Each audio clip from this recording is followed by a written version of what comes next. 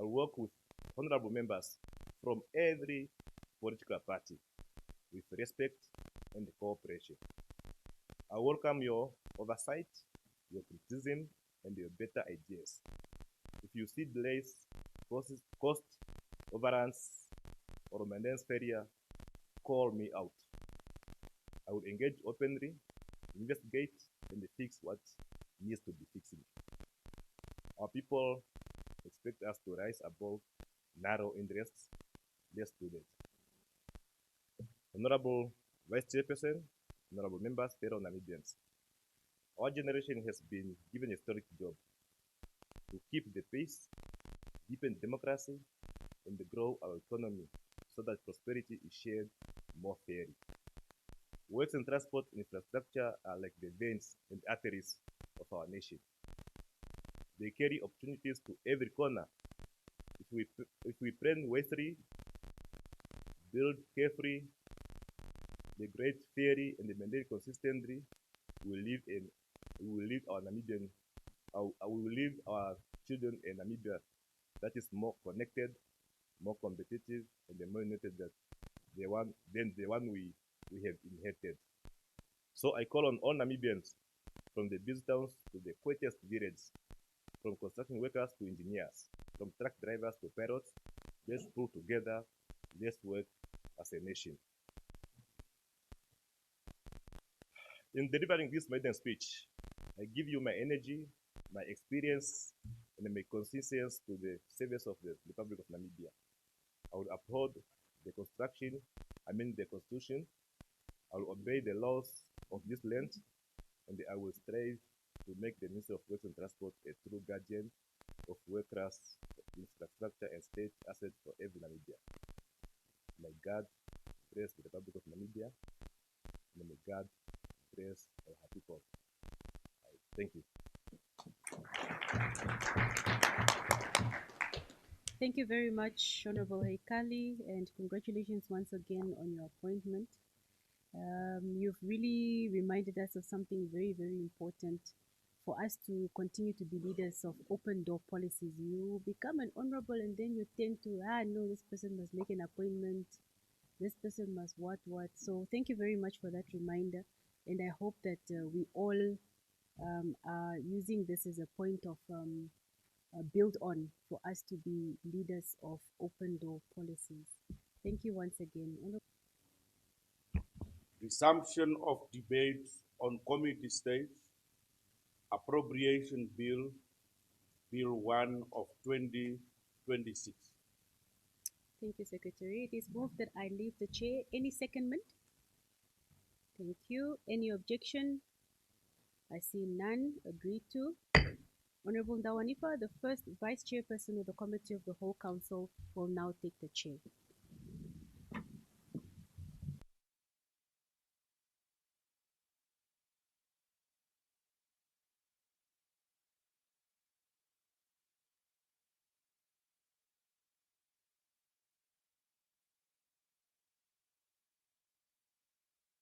Seated.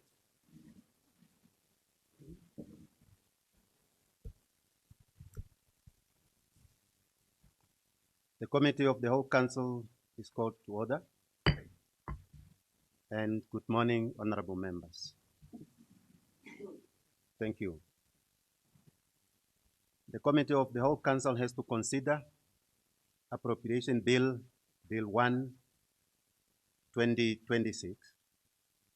I shall now put vote 10, education, with the allocation of 28,001,365,000 Namibian dollars.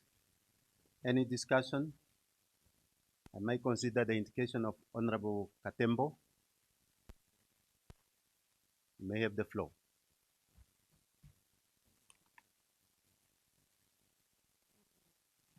Very much, Honorable First Vice Chairperson of the Committee of the Whole Council, Honorable members, good morning.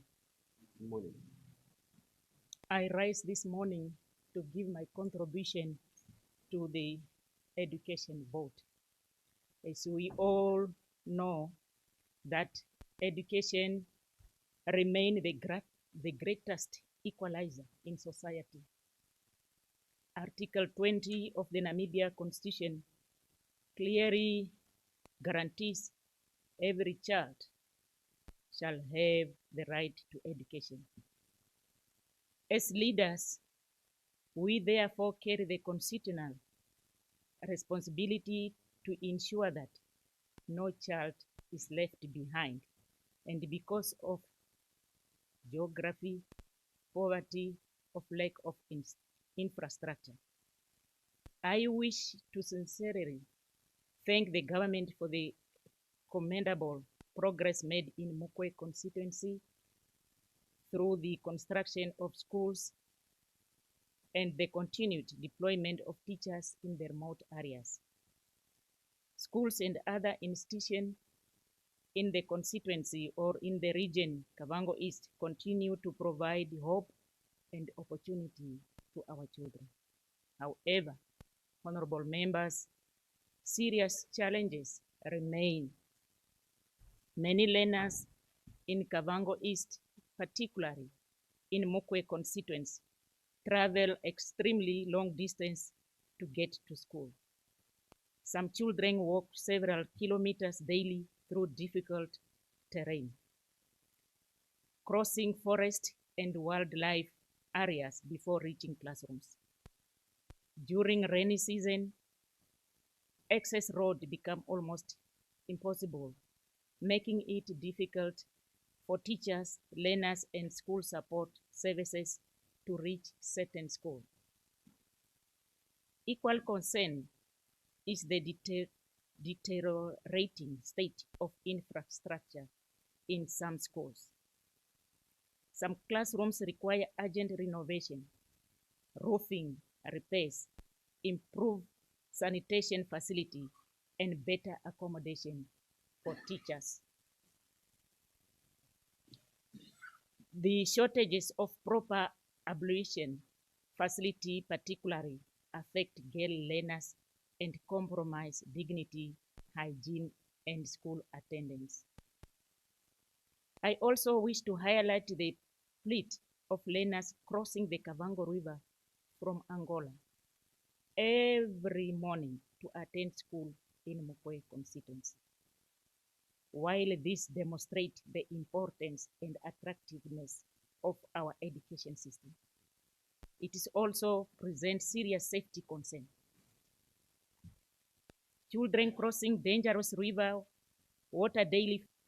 Education should never come at the expense of a child's life.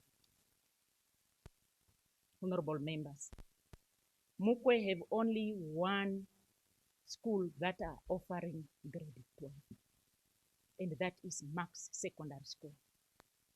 And this school is so overcrowded every year, and teachers are working under pressure to make sure that learners have to receive education. I therefore humbly request the government through the Ministry of Education, Innovation, Youth, Sport, Arts and Culture to prioritize construction of hostels in the inland and along the road. Hostel will significantly reduce dangerous travel distance, improve learner retention, and enhance academic performance, especially for the vulnerable children from the remote settlement. Furthermore, we require additional teachers in overcrowded schools, better road access to schools, expansion of school feeding programs, teachers' accommodation in remote areas to attract them to go there, to go and stay there, digital learning resources and libraries. As the late Nelson Mandela once stated, education is the most powerful weapon which you can use to change the world. Indeed, investment in education is investment in national stability, economy, growth, and social justice. Therefore, I support the vote, and so I submit. Thank you. Thank you very much, Honorable Katembo. Honorable Amchindi.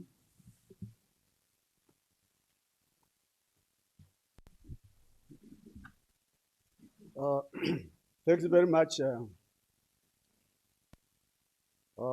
First, Vice Chairperson of the Committee of the Whole Council, Honorable Member, I rise to contribute to vote 10 for education, which gets the highest chunk of budget, of the national budget. I want to thank the government through the Ministry of Education for introducing 100% subsidized education funding model, which started within this financial year.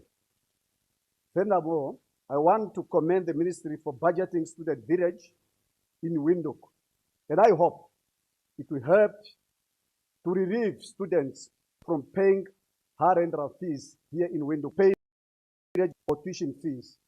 You have seen even this year students, when they registered tertiary institution, they are not required to pay registration fee.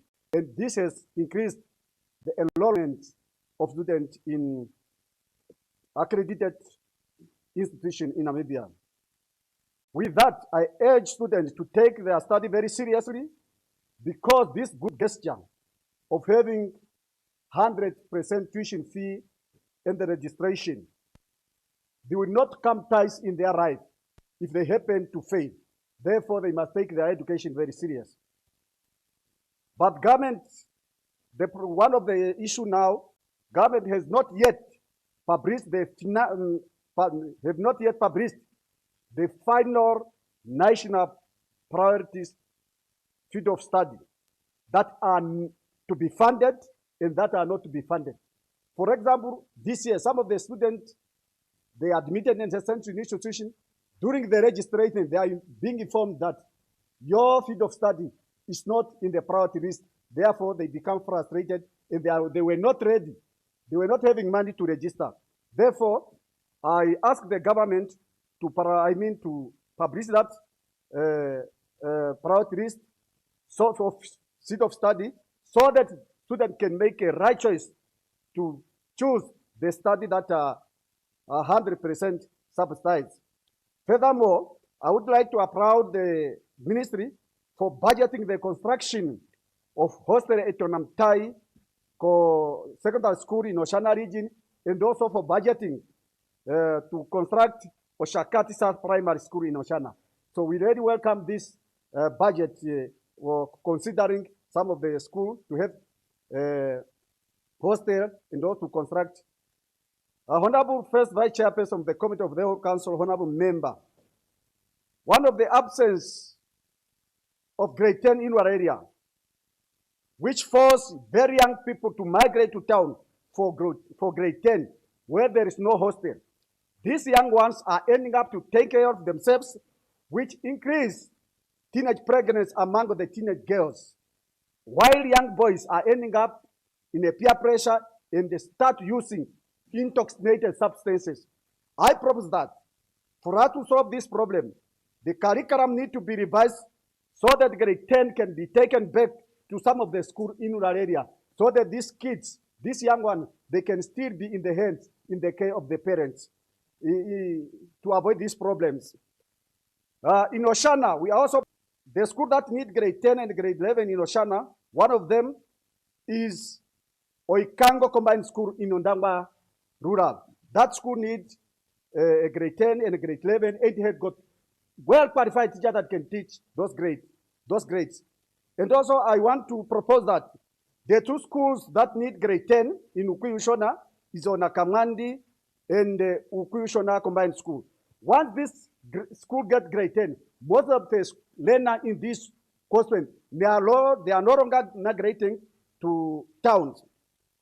Honorable First Vice Chairperson of the Committee of the Whole Council, Honorable Member, one of the problems also of the learners that are schooling in a private schools are not benefiting from universal primary education grade.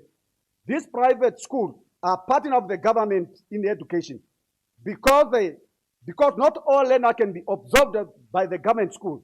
Hence, the policy need to be revised to include private school to be subsidized to relieve parents from paying a lot of money of their kids that are school in a private school. One thing also I propose, once this government school need to be, May you private school. conclude, Honorable? Yes, May you conclude? I conclude, Honorable Chair. One important thing about private school, they have also recruited Namibian qualified teacher who could not be employed by the government. This means that the private school, they are also government partner in fighting unemployment, because some of those teachers, they cannot be employed, all of them cannot be employed by the government. With this, Honorable Vice Chairperson of the Committee of the Whole Council, Honorable Member, I support vote 10. I so submit. Thank you very much, Honorable Mchinti. Honorable Angula. Thank you so much, Honorable First Vice Chairperson of the Committee of the Whole Council. I rise to support vote 10 on education for the Ministry of Education. And I want to congratulate and thank the Ministry of Education for continues to lay a proper foundation for a Namibian child.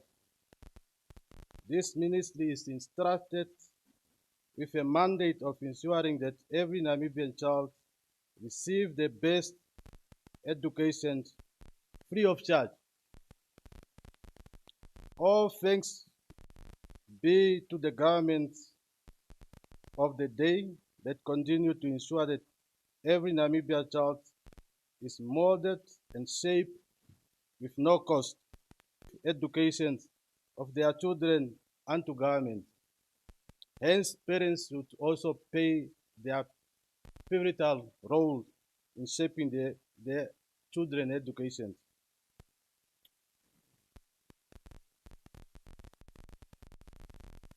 Honorable First Vice Chairperson of the Committee of the Whole Council, I urge the Ministry to fully prioritize the decentralization policies by expediting the construction of the Directorate of Education's headquarters of Oscoto Region.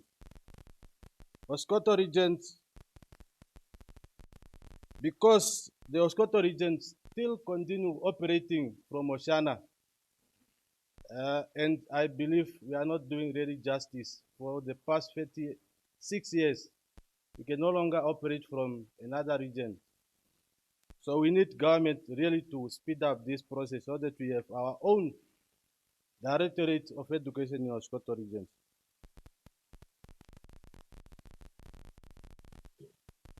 Honorable Vice Chairperson of the Committee of the Whole Council, I also urge the Ministry of Education also to prioritize the decongestion process, because currently much of our schools are overcrowded, and there was a decongestion process that the ministry was embarking upon, but up to now, when I'm looking at the NTEF, I'm not seeing any decongestion of that nature. More particularly in my constituency, Chumeb, the region have planned to construct a newly secondary school and a primary school. But when I was scanning through the NTIF, I'm not seeing it appearing there. Hence, I'm urging the Ministry of Education at least to take this concern and also making budget provisions in the coming midterm review, so that at least we also benefit from this very important noble initiative. Lastly, Honorable First Vice Chairperson of the Committee of the Whole Council, the Ministry must also speed up the placement of teachers to reduce the number of qualified graduates that remain unemployed at the placement mechanism, that will also lessen the burden of the repeated interview for graduates. So Honorable Vice Chairperson, I support the vote and I so submit. Thank you so much. Thank you very much, Honorable Angula. Honorable Sikongo. Thank you, Honorable First Vice Chairperson of the Committee of the Whole Council. Honorable members, I rise to make a brief contribution to vote 10, education, with the highest allocation to the tune of 28,100,000,365,000 Namibian dollars. Honorable members, this is the highest chunk from the cake.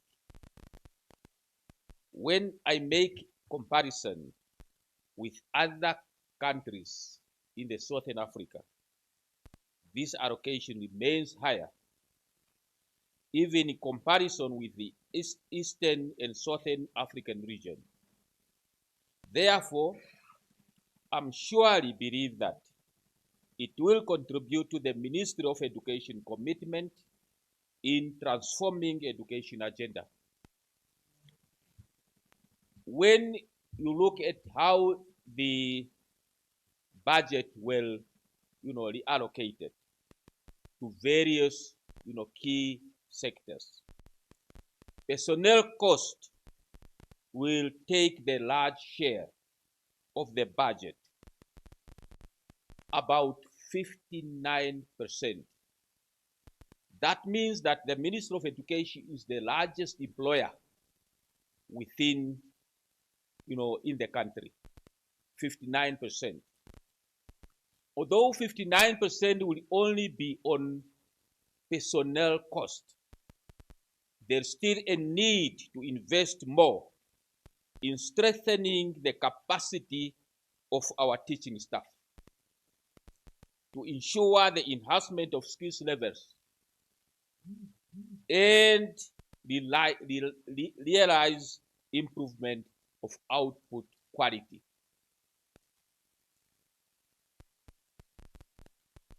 Last year,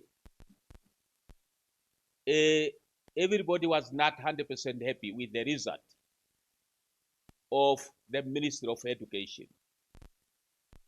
One of the problems could be the capacity of the teachers to interpret the revised curriculum within the classroom sectors. Therefore, I'm suggesting school professional development for teachers to be one of the key in order to respond to the curriculum demands in the schools. Lack some skills in interpreting some key aspects within the new revised curriculum. Honorable First Vice Chairperson of the Committee of the Whole Council, honorable members, one of the key functions which I also suggest is the ministry to consider to conduct both regional external school evaluation and national school evaluation programs during this financial year cycle. These two programs will serve as an important diagnostic and developmental tools for school improvement and performance. Because the government cannot only invest more without any result. I also feel that the school feeding program should continue and should be one of the key priority amongst priorities, because school feeding program contribute largely to access to quality schools and learning, especially in far remote schools and in primary schools. Our education is education, art, and culture. And I feel that art and culture are the field of studies which need qualified educators Hence the need to strengthen the arts and culture and possibly create the industries in order to unlock our young ones' potential to sustainable development and life learning employment can be created through art and culture. Pre-vocational subjects need also to be strengthened Honorable, from we round up. yes, from primary towards secondary level.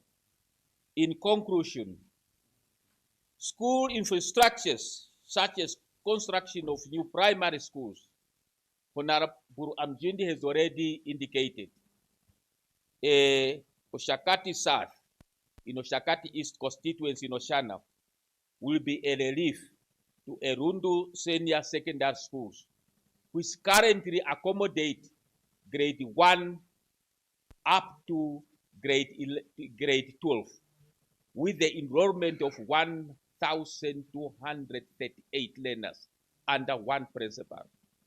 Once this school is constructed, it will be a great relief to that. Hence, Oshana region is welcoming also the construction of community learning centers in the committee of the whole council, honorable members. I so submit in the I support vote 10. Thank you very much. Thank you very much, Honorable Shikongo. Honorable Chabayonja.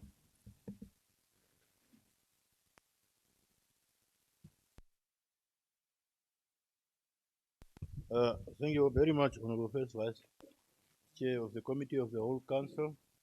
Good morning, Honorable Members. I think what we are going to do here, we will just repeat because most of our issues are similar. So, but I want to start with the quote of the only black African, although there was Boutros Ghali before Kofi Annan. And Kofi Annan said, knowledge is power, information is liberating. Education is the premise of progress in every society, in every family. End of quote. So as much as we want to appreciate what the ministry is doing, probably also on the international standard or benchmarking, we're always close to the 20% because at international level, we need to spend close to 20% of our budget on education. So we are doing good when you look at the Southern African countries and maybe Africa in general. But there are other things that are disturbing. Lately, we were reading about the bush allowance. So I thought I will only just contribute on that one because there is a bit of confusion among the teachers that are in remote areas on this issue of the bush allowance. This term was normally known as the remoteness or hardship allowance. But then now the explanation was between the minister and then the office of the prime minister, where the understanding is that to some extent, some people have been removed from this allowance. And you know, when people are getting an additional money, because this allowance used to vary from 1,750 for those that are in severe areas. Those that are moderate, they were then getting 1,150, and those one that are maybe in better off areas were then getting a 750. And this money was more given to qualified teachers and sometimes to school administrators. But the whole idea was to keep these people urban areas and then make sure that you balance. But now you look at the explanation from the ministry. Now the challenge that is there, the office, the Ministry of Education is then blaming not really that they are blaming, but they are putting the blame on the office of the Prime Minister that it was cut and people have to petition. Now you ask that before you go to that level, you first need to consult, engage the people, give them proper answers, even before you start stopping giving me that specific allowance. There ought to be a consultation, whether through regional structures, through district leadership. So that's the only concern that I thought I will add to the contribution, Honorable First Vice Chair of the Committee of the whole Council, Honorable members. I then support vote 10 on education. Thank you very much.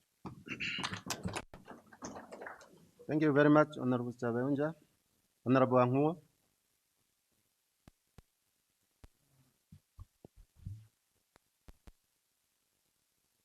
Honorable First Vice Chairperson of the Committee of the whole Council, honorable members.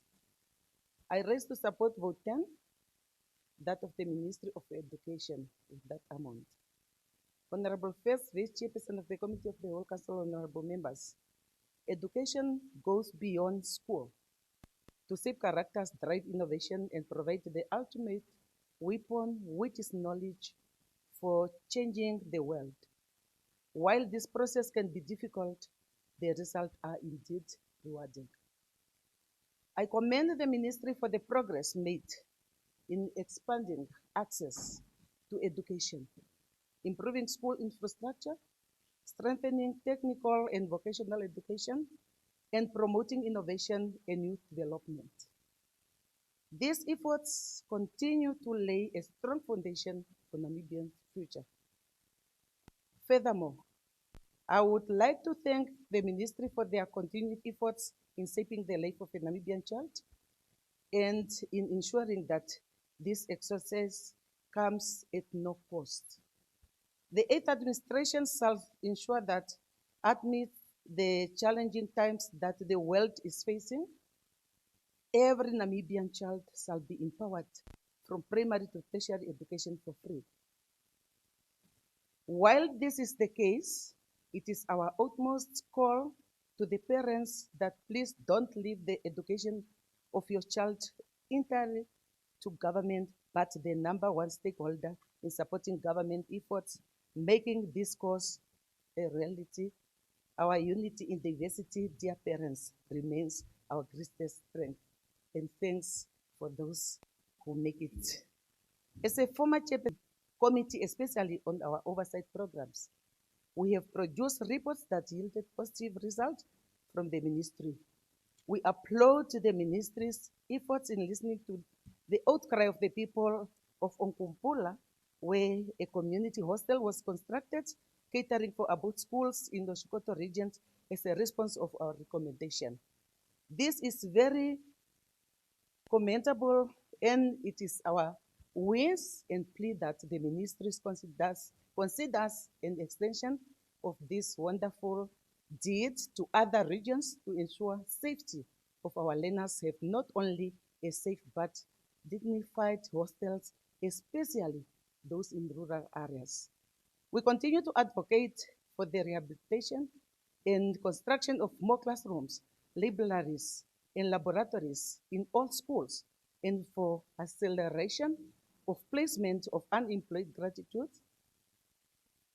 graduates to reduce unemployment and consequently reducing the learner to teacher ratio at all schools. Honorable First Chairperson of the Committee of the Whole Council, honorable members, the current daily meal subsidy of $22 once it comes to hostel, community hostels, is outdated and no longer reflects the cost of providing nutritious meal. It must be reviewed and increased as a matter of urgency. The issue of water and sanitation shortage in schools and hostels across the country must be addressed urgently to protect the health and dignity of learners. We call on the ministry to ensure that vocational training opportunities should be expanded, particularly in regions with higher concentration of marginalized communities, so that more young people can acquire practical skills for employment and entrepreneurship. Our sincere gratitude goes to the parents, stakeholders, and friends in education that continue to invest in ensuring that the learners' environment of the Namibian child is not only safe, but well-equipped and supported throughout. I want to thank our former governor in the name of Comrade Usko Ngamwa, a selfless man that continued to build schools and equip them for us in his own rights. Our sincere gratitude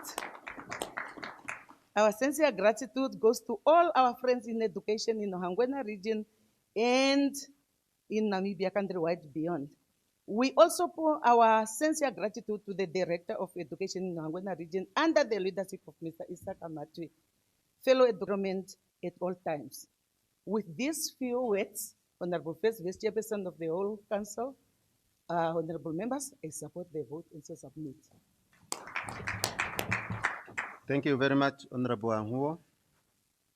Then Honorable Zantse.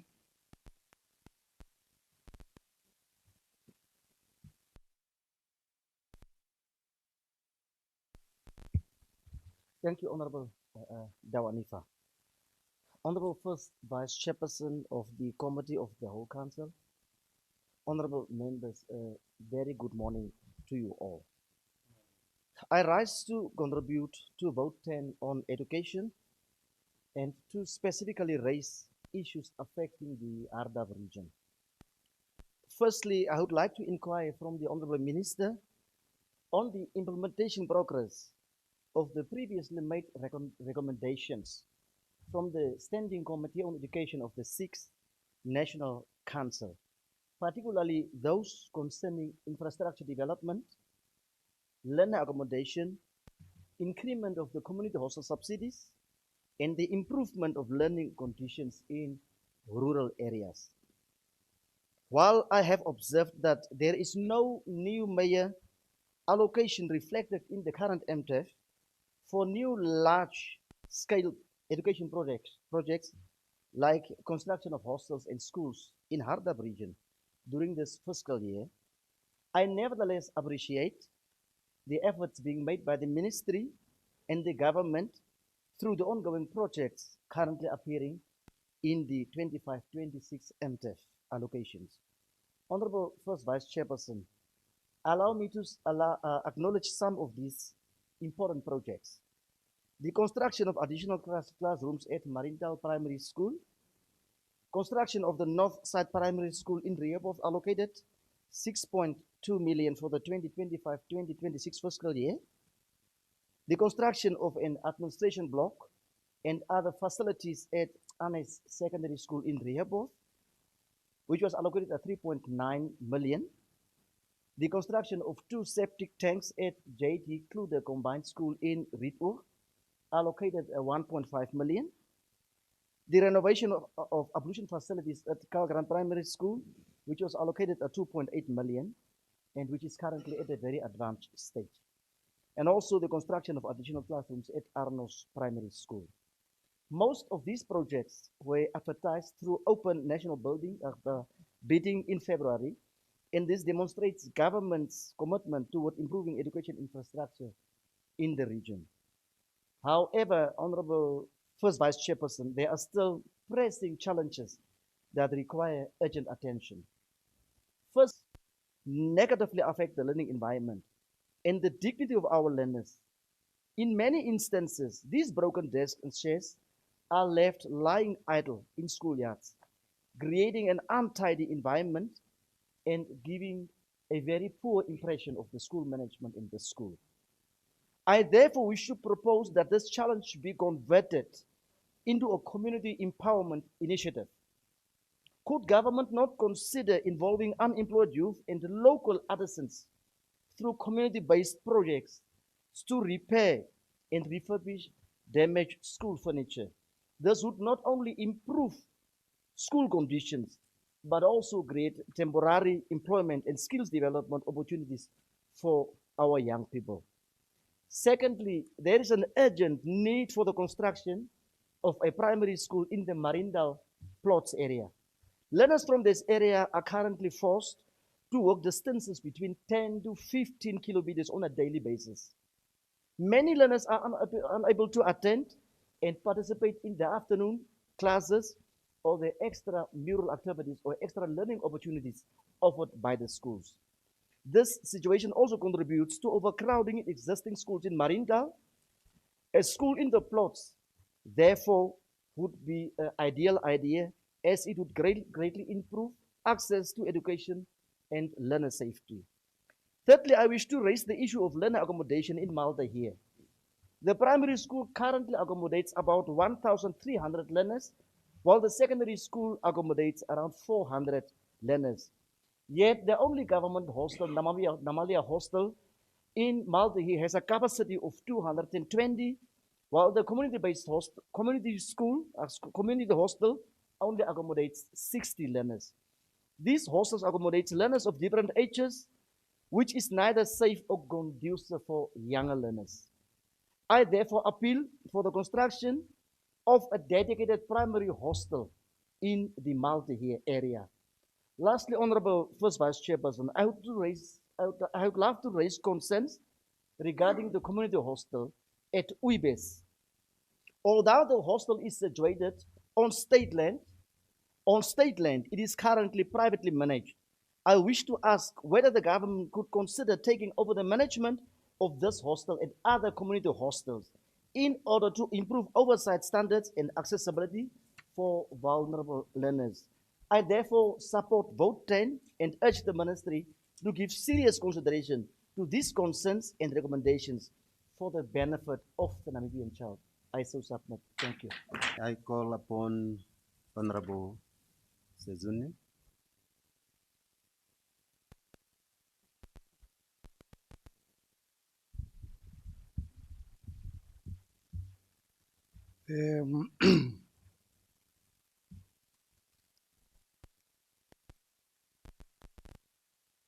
The vice chairperson of the whole of the committee of the whole council, Honorable Beta, the chief whip, Honorable Goa.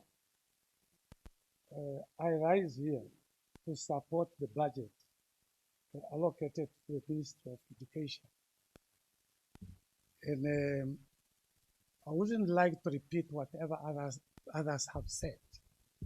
Most of the points that I wanted to say have been stated, but it's only to sensitize the House that in Kabe's house, we do not have either a hostel or a secondary school that goes up to grade 12. So my registration was to see to it that at least we should have, Kabe's house should have 2 hostels in Impalila and Nakabolelo. If we could have these 2 hostels and they converted to grade 12, at least it will be seen as a good way to go. I think with this, I submit.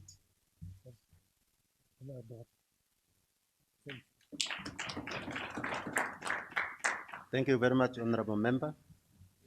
Honorable Katuanyo.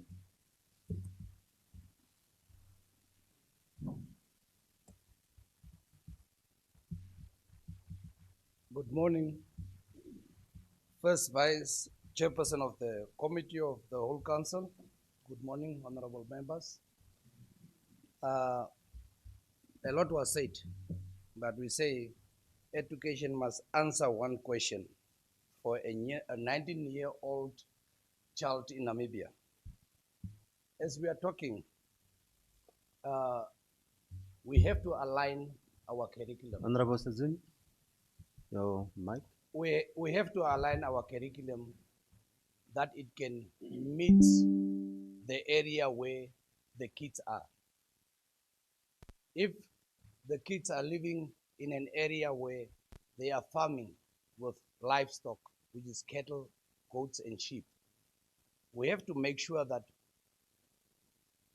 in grade 1 to 7 or up to 10, when this child drop out there in that area or in that vicinity.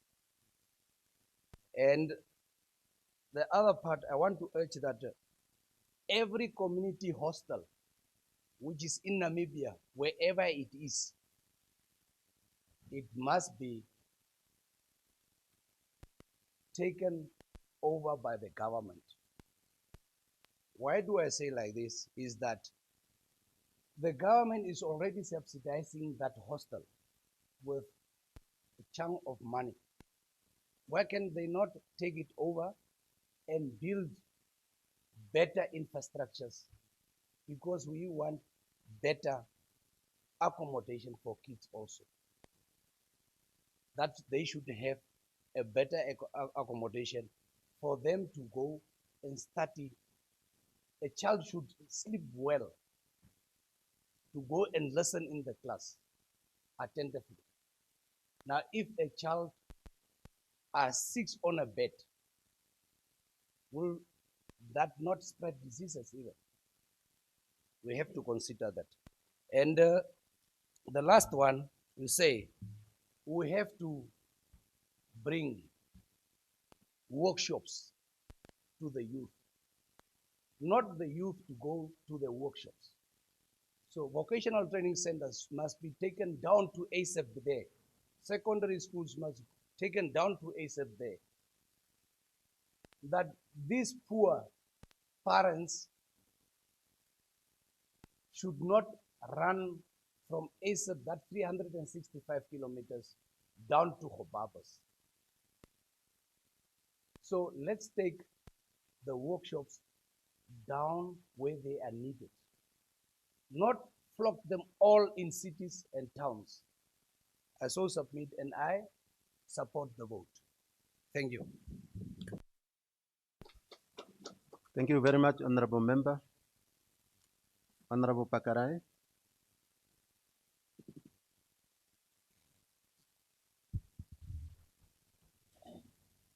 Thank you very much. The Honorable First Vice Chairperson of the Committee of the Whole Council, Honorable members of the National Council, a very good morning to you.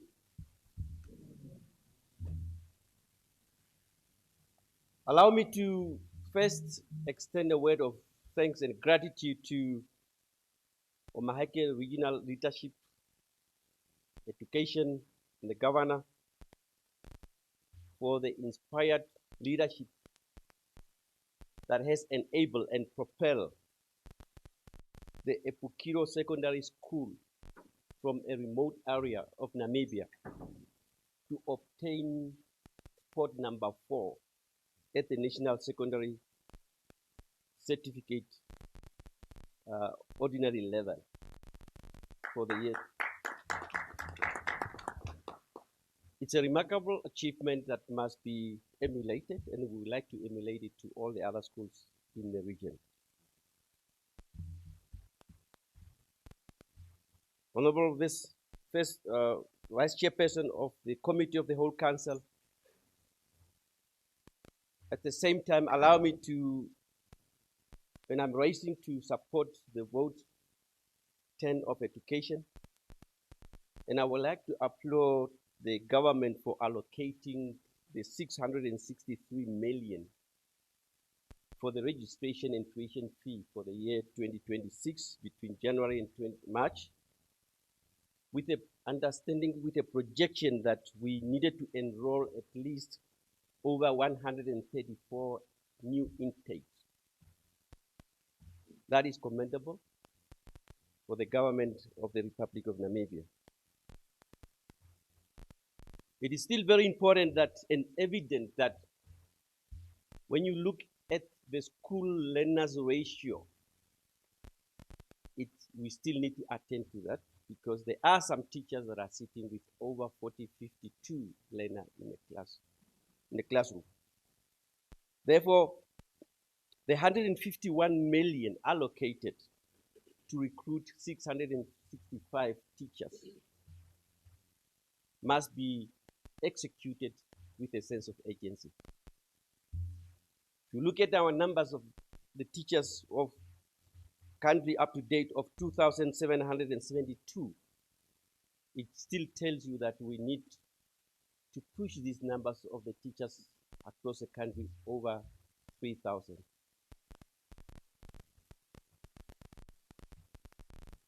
Honorable First Vice Chairperson of the Committee of the Whole Council,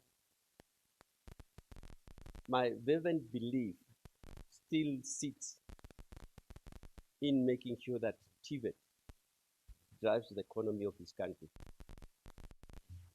And that's why, of course, the quote that was shared by Honorable Chavonjas and others, I want to say that Namibia can only arise to its people competencies.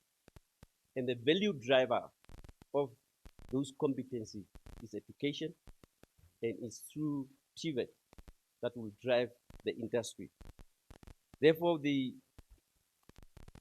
I'm pleading within this budget for the 5 types of assistance for graduates that immediately once they graduate, they must have a startup capital.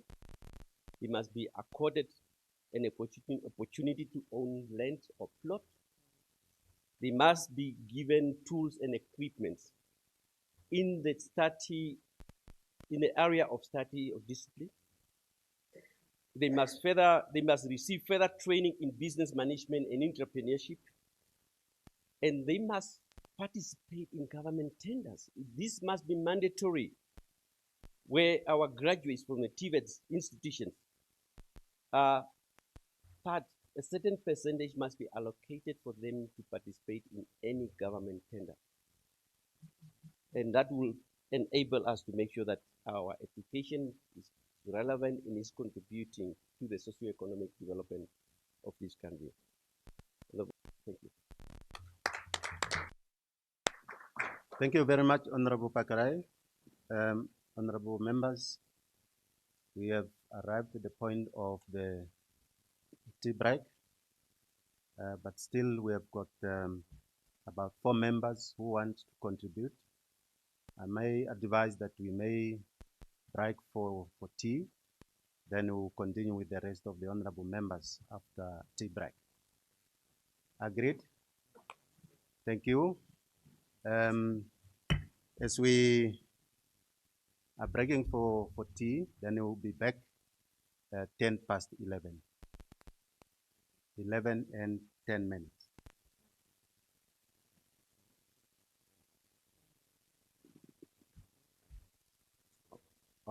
Okay.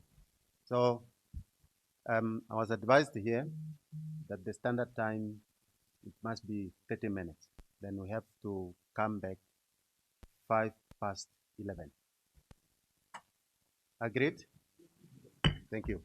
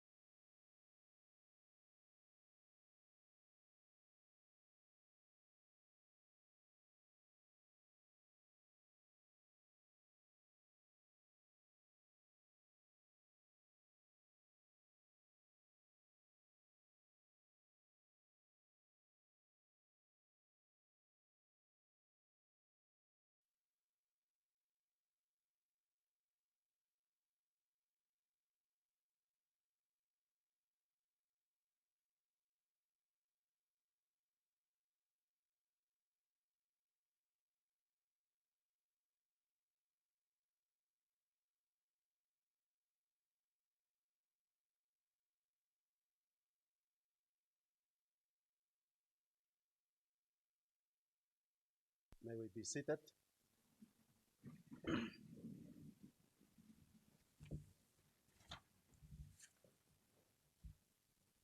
The committee of the whole council is called to order. Honorable members, welcome back from tea break, and we may continue with the business of the day. Honorable Amkete, you may have the floor. Thank you, Honorable Vice Chairperson of the Committee of the whole Council, Honorable members. I stand to support Vote 10 for the Ministry of Education. But first, I want to congratulate our teachers, those otherwise busy to educate our learners.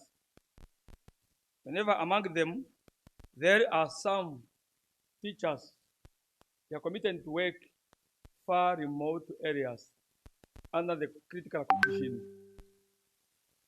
But they are tried by their ability to do so. Honorable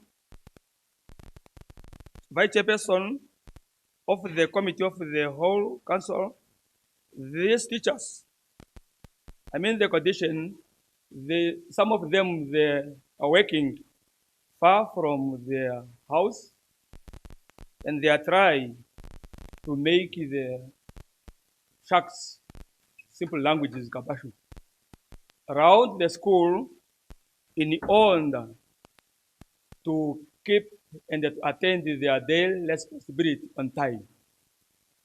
Therefore, here, I try to propose to the Ministry of Education to prepare a budget to build teachers' house around the school, especially for those who are working far remote areas.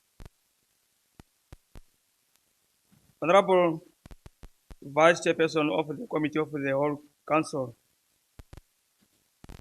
as Honorable Amjindi was rising for the challenge of removal of grade 10 at school, I support that. And also, there is another challenge of removal of grade 10 at junior primary school, grade 0 to 3, when this bring a challenge to parents. I give an example for Amaupa Junior Primary School in the Ruakana constituency, and I using this Amaupa, but this is happened in the whole Onsat region and elsewhere, as Namibia at large. This is bring a challenge problem. You know, grade 4 learners, they are very younger ones, but it is bring a challenge. Now parents try to second accommodation where they keep their children far from their houses. It is a challenge. Therefore, when the ministry also going to look, also they need to review the curriculum and to look removal for grade 10, as Honorable Anjidi said, and also for removal of grade 4 at primary school. Honorable Vice Chairperson of the Committee of the whole Council, we have the Oshipeto Combined School in the Sandy constituency. This school was not considered to get a government hostel some years back during the director later Shapange Mais, so rest in peace. But up to now, they are still having the community hostel. And this school in our constituency is the highest enrollment of land every year. If they have the raw number of learners, 700. If they have a high number, 900. But this year, have 848 learners and 30 teachers. Oshipeto Now, I mentioned this one. So my neighbor here was proposed every community hostel schools to be granted by government. So, respect to need immediate. Honorable, my last point is we know some schools living in the far remote areas and the critical condition I mentioned here, some of them is water crisis, water pipeline not to reach every school. Therefore, it is needed to facilitate the learners and the teachers their daily progress to implement. And this borehole, it is give potable water to learners and the teachers at that specific school. And also, it is stop kids not going to school that there is no water. So, Honorable Vice Chairperson of the Committee of the whole Council, I support vote 10 Ministry of Education, so I submit. Thank you very much, Honorable Mkete. Honorable Sikongo. Thank you, Honorable First Vice Chairperson of the Committee of the whole House for the floor, for the whole Council, for the floor granted to me also to contribute to vote 10 of education. First and foremost, I would love to read a provision from the Namibian Constitution, which is Article 20, Sub-Article 2. Primary education shall be compulsory, and the state shall provide reasonable facility to render effective this right for every resident within Namibia by establishing and maintaining the state schools at which primary education will be provided free of charge. It's a provision in the Constitution that the state will provide reasonable facility. But many of our communities, in many of our schools, there are still learners who are attending classes under a tree. There's nothing, it's just a tree. They clear the tree and then they put up wood blocks and then they sit, the teacher put a chalkboard in front. I think it's Ohangwena, Kavango West, Kavango East. Mostly the constituency at the remote areas, including in the south, you still find those learners who are attending classes under trees. But we urge the ministry to really look into this provision to provide reasonable facilities. And if the schools so struggle or try, sometimes they put up these zinc structures, and then it's not really providing a conducive environment for learning and teaching to take place, because if it is during the summer, it's hot, and if it is winter, it's very cold. But there are those Namibians who are still going with that hardship, and we also see some teachers who are also putting up their shacks as houses because houses were not provided by the ministry. But we are behind with them, and I think the government will look after them. They are not abandoned. And there are also schools like Gandu. Gandu is a school in Msese. This school is dilapidated on the road outside because the wall is open. But unfortunately, reading in this this document of ours, the MTF, it's not appearing. Maybe it's the ministry and the directorate at our side really to give this submission for the school, because this is critical really to correct the situation. And also reading the MTF, I noticed Honorable First Vice Chairperson of the Committee of the whole Council at page 44, NPC 1250. There is a budget made available of 253,162,000 for 2024-2025, and also 70 million for 2028-2029. But then it is not clear as to where this budget will be made available, and even the region is not specified. But the language they use there is renovation of schools nationwide, without specific to say where nationwide. I think this, I read so many votes that are also talking, even in health, when we come there. I think the ministry need really to specify. We know there are innovations that are taking place countrywide, but they should specify which constituency or which regions or which schools or which locality. But to make a pregnant word like nationwide without being specified, and if you are to be asked, where is this budget going? Those of us who are now lawmakers, you will not be able to tell. The budget must be so clearly for you to explain to any citizen once you are asked. I thought submit, Honorable Chair, and I support the vote. Thank you. Thank you very much, Honorable Sikongo. Honorable Mkwaya.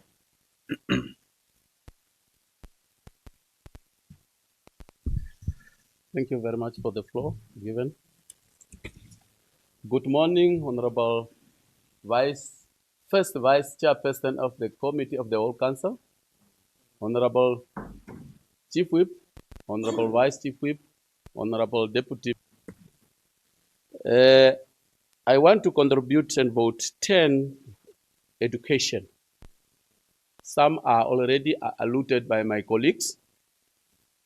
I'm just stick to direct to challenges. Regarding education infrastructures, challenges affected learners and teachers in the Ndiona constituency, in Kavango East region in particular, the whole Namibia. First Vice Chairperson of the Committee of the Whole Council, I wish to highlight the issue of incomplete hostel facility at Livai Combined School in the inland. Since 2022, the hostel accommodation project has remained unfinished. To date, the boy accommodation, kitchen, dining hall are still incomplete. This delay, continued negativity, affect learners who depend on this facility for proper accommodation and male will pursue their education. Secondly, I would like to draw attention to the situation at the Totoma Primary School, where mainly serve the marginalized community. Learners at this school continue to face poor hostel condition. And this remains major concern because these vulnerable learners deserve equal access to safe and dignified accommodation. Furthermore, hostel accommodation in Ndiona Combined School remain inadequate. Many learners are still forced to sleep in the tent, while others are accommodated and shared in rural areas. This is unacceptable that value education as a tool for development and poverty education reduction. Another pressing challenge is the lack of proper accommodation for school because of poor living condition, leading to frequent transfer to urban school in Rundu. This constraint movement disrupt learning and contribution to teachers shortage in rural communities, where learners education cannot thrive, where learners live in tents and teachers lack deserved housing. I therefore call upon the Ministry of Education, Innovation, Youth, Sport and Art and Culture to urgently address this infrastructure challenge by completing the hostel project at Levi Combined School in the inland, improving hostel facility, houses for teachers and rural schools, improving hostel facility at Ndiona Combined School as well as Agustinus Mashika Senior Secondary School. Our rural learners deserve the same opportunity as those in urban area, countrywide. No child should be denied quality education because of poor accommodation.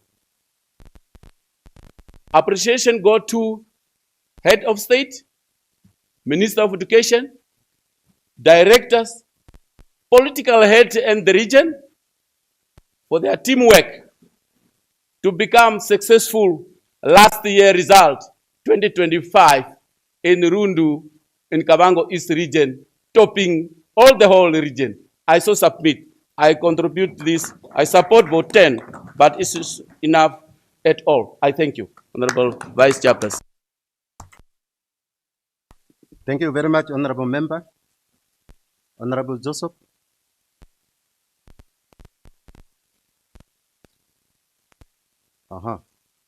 Okay, thank you. I think Honorable Maswago, do you still want to? Oh, thank you. You may have the floor.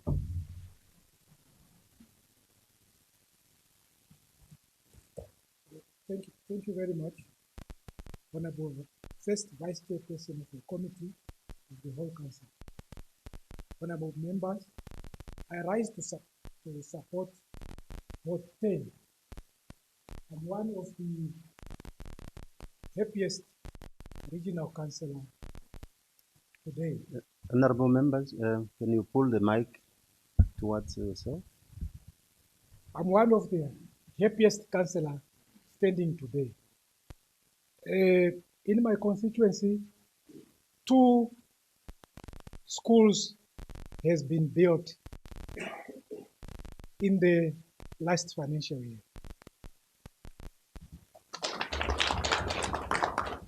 As we speak now, I was just going through the MTF again.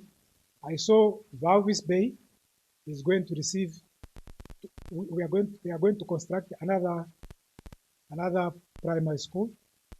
And then again, in my constituency, we have 1 primary school, which will be in DRC, and a secondary school. So I really want to thank our government that it's true, it's business unusual. If you go, you'll see dust. People are busy constructing. And for that, I want to commend the 8th government.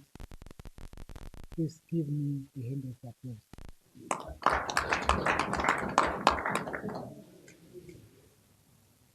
Furthermore, I just want to request our government maybe just to allocate money to renovate our hostels.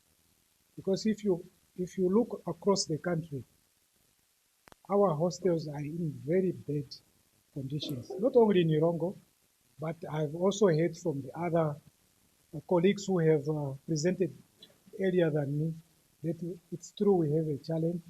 Let's use this budget which we have so that we can put little chunk of money to renovate all the hostels across the country. Furthermore, I just want to urge our government to continue investing in education. I thank you and I support the vote.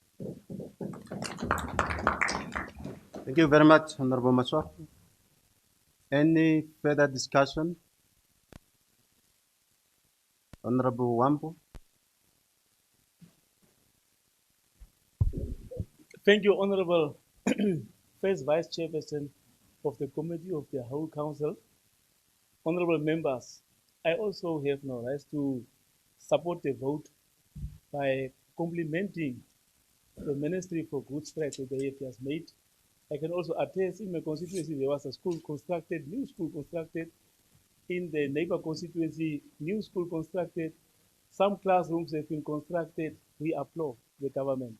And I can also say government access to education is real.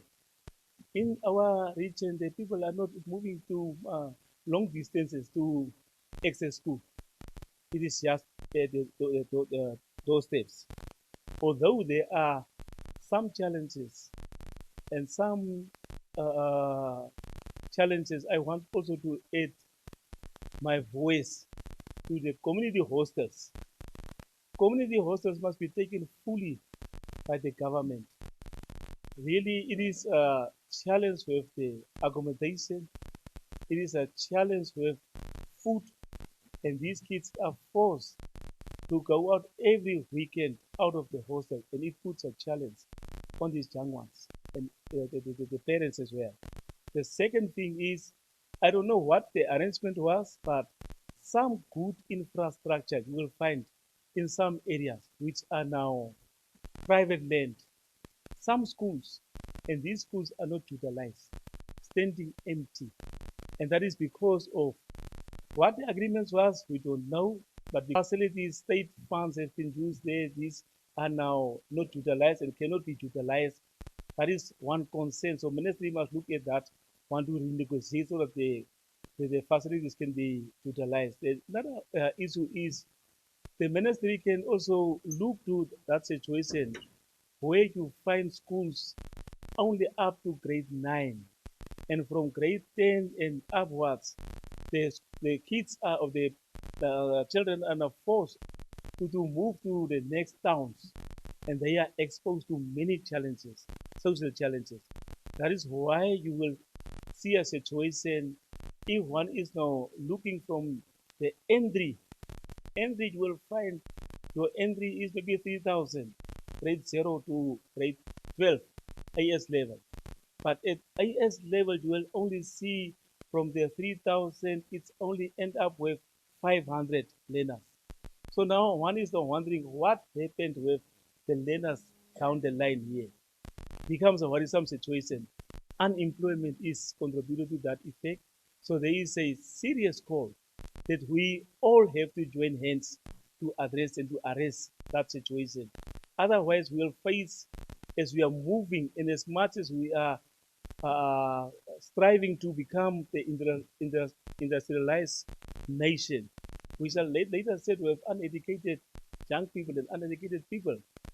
That is my concern that I'm just having, and I am urging the ministry just to do some extra so that you can just arrest that one, and the parents must take place. And I must also say, whichever ministry is responsible, especially these school-going kids who are not accessing, who are not getting school, we must find a way how to engage or how to regulate something for the parents to be accountable to these ones, because it's a fundamental right of a child to have access to education and so on. So I support the vote. Thank you very much, Honorable Wambo. Honorable Brandt.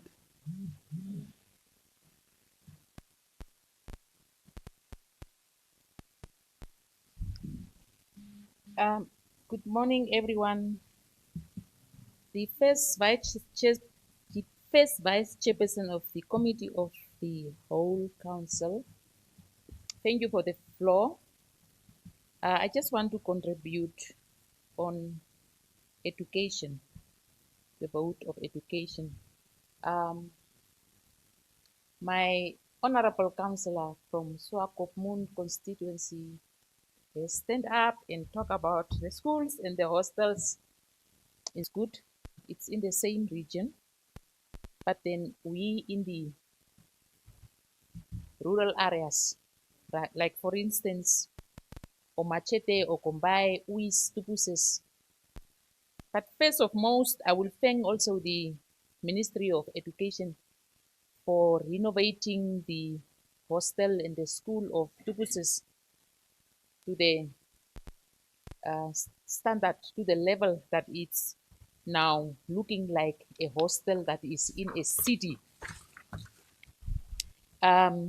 We are having community hostels in my constituency.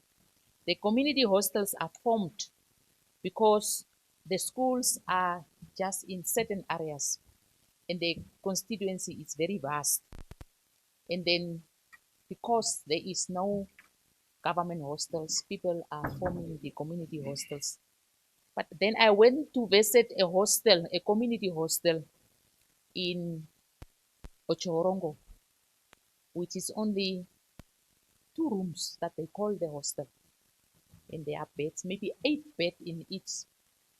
These children are sharing maybe 4 on 1 bed.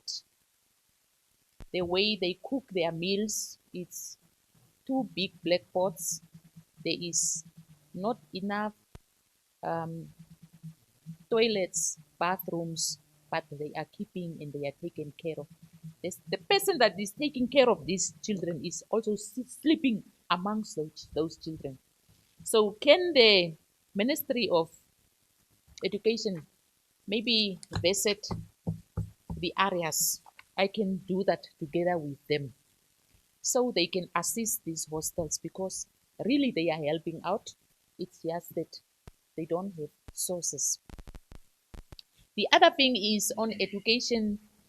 We keep children in school, and sometimes you see from grade 1 to grade 7, this kid is even not performing in school, but yet we keep them and they are promoted to the next class until they go now to the secondary school, reach grade 10, and then they drop out.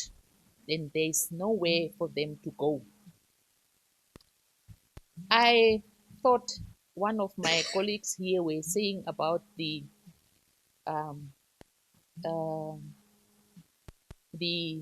VTCs, and then these children that are not performing at school from the start to be taken out from schools, be analyzed, be seen in what they can do perfect, and to be put in technical processes from the start instead of wasting their time from grade. Coming back to the schools, Piedras Canep Secondary School is a very historical school.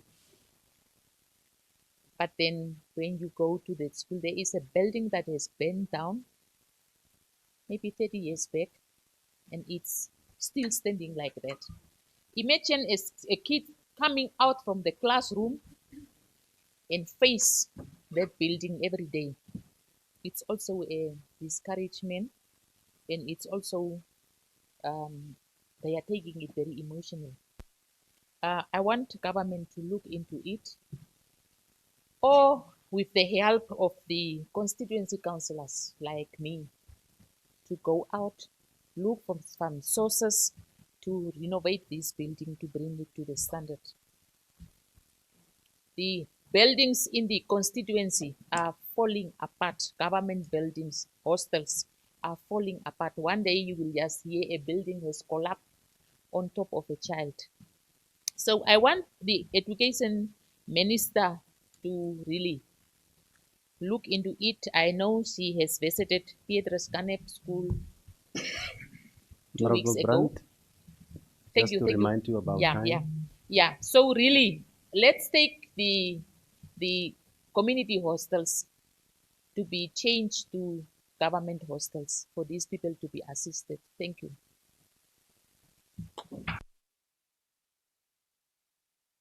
Thank you very much, Honorable Brandt. Honorable Marungu.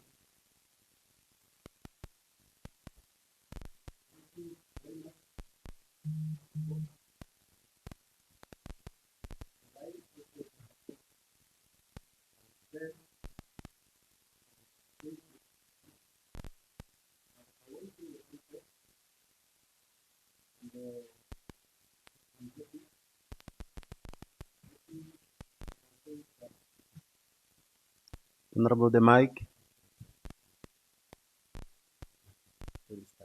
Maybe you can restart. Yeah. Well, thank you very much. I rise to support vote 10. That's education.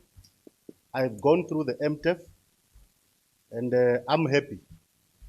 I'm happy in a sense that statistically wise, we all know that Rundu has the second largest population from Windu. And as a result, we have more schools in Rundu that are overcrowded. Now, the MTEF has a solution to this problem.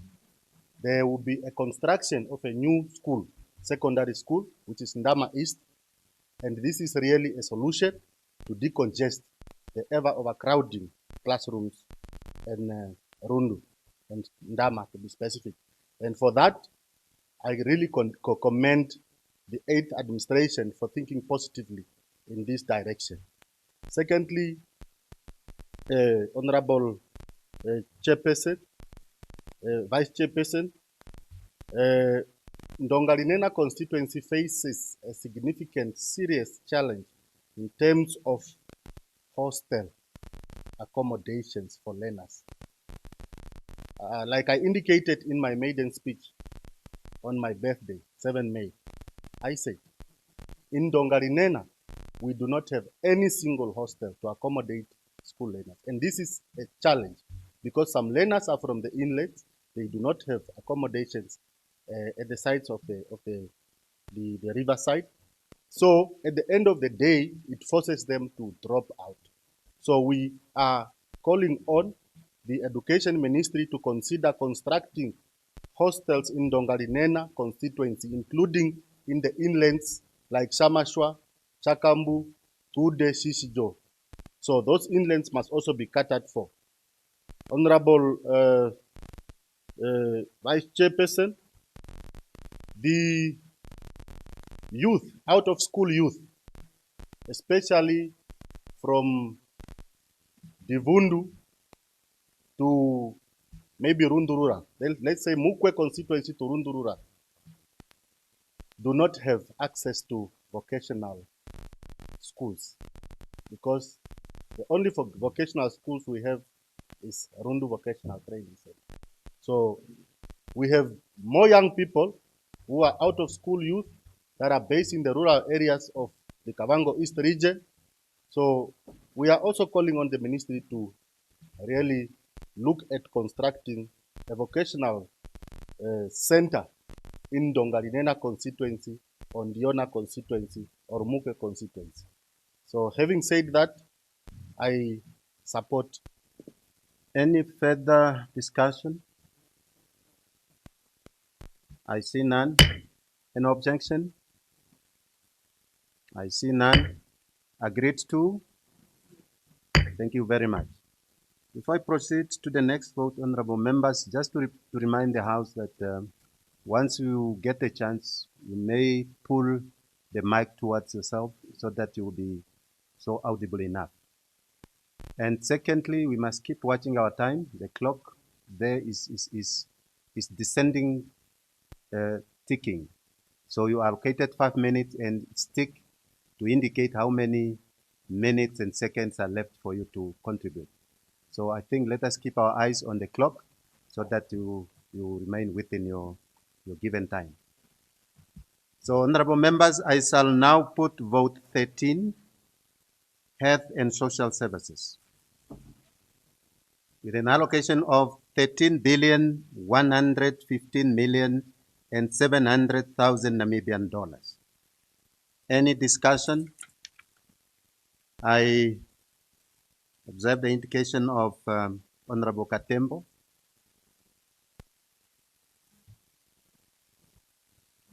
Thank you, Honorable First Vice Chairperson of the Committee of the Whole Council, honorable members. My contribution to health and social services, vote 13. Health is life. And access to health care is a constitutional and moral obligation. In Article 95 of the Namibian Constitution, obligates the state to actively promote the welfare of the people, including public health. I therefore wish to commend government for ongoing healthcare programs, especially the recent polio vaccination campaign that continue to protect vulnerable children in our community.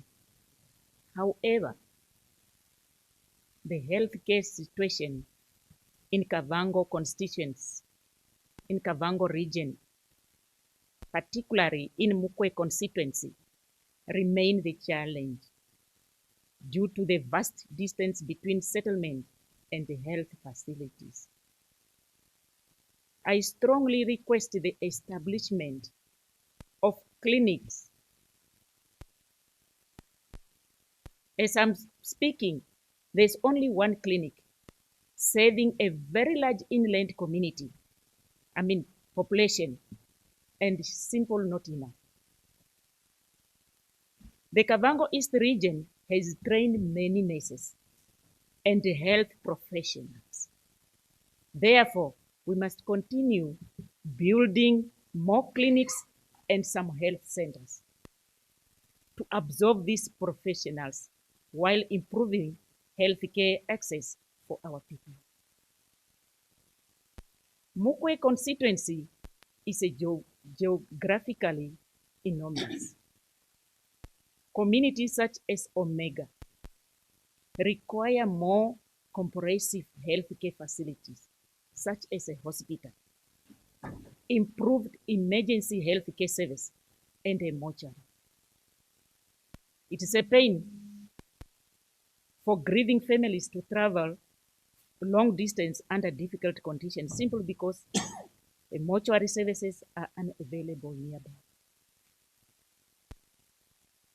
Honorable members, I also wish to raise a concern regarding the shortages of ambulances at Andara District Hospital. Emergency response times remain slow because of the size of the constituency and the poor road conditions in some villages. More ambulances and mobile outreach health services are urgently needed. Honorable members, a healthy nation is a productive nation. Development cannot be achieved if communities remain without adequate healthcare infrastructure. I support the vote 13 and I so submit. Thank you. Thank you very much, Honorable Katembo. Honorable Mchinti. Yeah, thank you very much, Honorable First Vice Chairperson of the Committee of the Whole Council, Honorable Member. A health nation is a productive nation. Means without health, nothing else works. Everything will stand still. For example, if we are sick, we could not be here. If we could not be here, what will happen to the budget? Therefore, I rise to make my contribution to vote 13 for health and social service, which are allocated 13 billion. Is the second ministry got the hijack of the budget. In comparison with the budget of last year, the budget of last year, it was 2.2 billion. And this year is 13 billion, 13.1 billion. And the difference, it means that we have this budget for this vote has increased with 7. This is very good, and we appreciate the Minister of Finance. In SADC region, according to the World Health Organization Global Health Expenditure Database, Namibia ranked number 3 in SADC after Botswana and South Africa of the country that spent the highest percentage of GDP on health. Therefore, as Namibian, we feel proud, we should feel proud of our government and for ourselves to be a top spender in Africa relative to the size of our economy. In this budget, what makes me happy is the allocation of funds to construct Ondangwa District Hospital, which was a thorn in the flesh among the residents of Oshana. Once this Ondangwa District Hospital completed, it will remove a heavy burden to the Oshakati Hospital, where currently all the cases from the clinic, from the health centers, are all referred to Oshakati. The other good news of Oshana region residents, particularly Ubudia, is the allocated budget for the construction of Ubudia Primary Health Center. And this constituency is far from the towns. And once this construction of this health center completed, the farmers, the residents in that area, they will benefit from this one. So I wanted to thank the Ministry of Social Services for recruiting 1,262 health professionals through Vision April 2026 in mid-January. However, I still appeal to the Minister of Health and Social Services to continue to recruit unemployed nurses, doctors, and other professionals to make sure that clinics and health centers, they have got enough professionals or enough personnel. And also they should make sure that clinics, health centers, hospitals are having adequate medicine, because this budget of the ministry can now able to address the shortage of medicine in clinics, in health center, and in hospital. With that contribution, Honorable First Vice Chairperson of the Committee of the Whole Council, Honorable Member, I support vote 13 for health and social services. I so submit. Thank you very much, Honorable Mchinti. Honorable Chaveyonja. Thank you, Honorable First Vice Chairperson of the Committee of the Whole Council, Honorable Members. Let me start by saying I rise here to support vote 13 with an amount of 13,115,700,000. Honorable Members, the Ministry of Health under the 8th administration is walking the talk, and we are partly happy with their collective effort in making sure that our people get the necessary medical support that they deserve. Taking into consideration Article 10, that's talk about equality and freedom from discrimination. One want to highlight one concerning issue that we have been talking in the 6th National Council, the issue of transporting patients from long distances to Windhoek. But recently, I think 2-3 days back, we have witnessed the minister officiating the dialysis ward in Katima Mulilo. So somehow you are seeing that our plea people, somehow the ministry is listening to. But as much as we appreciate this intervention from the ministry, we are faced with many challenges. Specifically, Okahanja districts have been built way back years before independence, with the understanding of caring for a population of between 5,000 to 7,000 people. Currently, as we are talking, this hospital have to service more than 46,000.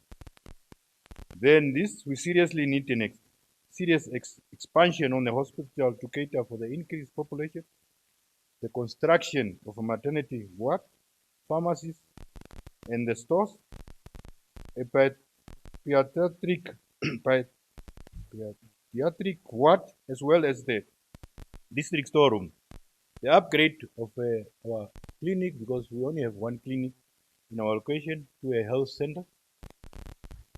Equally, to absorb this pressure, we can then construct clinics in other areas like Five-Rand, Shetu, and Ferrisdal. Five-Rand, honorable members, for your information, is an area as you are approaching Okahanja, and our people from that area have to walk more than 4 or 5 kilometers to reach to some of these services as we are talking. We also have to procure critical equipment such as the BP machine and the vital monitor machine, appointment of doctors, as my Honorable Amanjiji has said, and drivers. Equally, the renovation of houses of nurses and doctors' flats. There is equally a challenge on our anesthetic machine, which is not operational, and we are currently forced to transport patients to Windhoek. Our X-ray machine is also not operational. And as I have said, we have all this here because I wanted to invite her to Okahanja. to say that I'm inviting you, even at my cost, to come and visit Okahanja as the first place, just to see what is happening, because seriously, our hospital, and then maybe through social medias these days, you have witnessed how people in Okahanja are then putting videos on social media just to, because of the pressure that is on the hospital and the support that they are not getting from our hospital. With those submission, I support the team. Thank you very much, Honorable Member. Honorable Angula.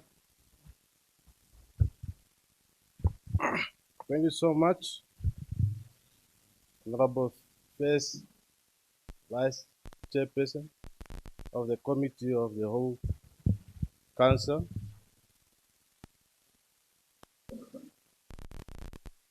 I rise also to support vote 13 on Ministry of Health and Social Services. While we welcome the ministry's initiative for full decentralization to the regional directorate into the regional council, a move that is commendable and also a step towards effective health services delivery. Please allow me, Honorable First Vice Chairperson and Honorable Member of this August House, to appreciate the good work of Oscoto Regional Council, of Oscoto Regional Health Directorate under the able leadership of Mr. Joshua Ngipangelwa, our Director of Health in Oscoto Region. We have noted a notable progress from sourcing of funds, ensuring that the state of infrastructure of our hospital, health centers, and clinics have improved, with a new clinics and health centers constructed within many hospital wards and refurbished, and sewer and reticulation also been also refurbished in those health centers in Oscoto region. We would like also to commend the Directorate in ensuring that Chumeb District's hospital receive a new structure to accommodate HR and finance division within Chumeb District. A step toward Honorable Vice Chairpersons, Honorable Members. I would like to further to thank the ministries in ensuring that pharmaceutical services are sourced straight from the manufacturer, which I commend the Ministry of Health. While appreciating the commendable effort of the ministries, it is imperative also to know that Oscoto regions still face many challenges, ranging from lack of ambulances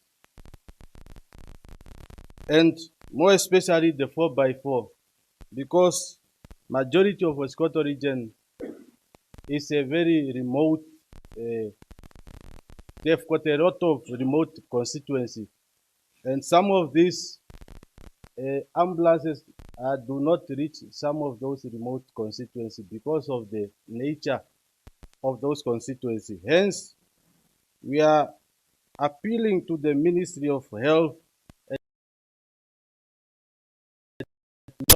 that are fitting within those geographical area of those constituencies. As I said, they are very sandy.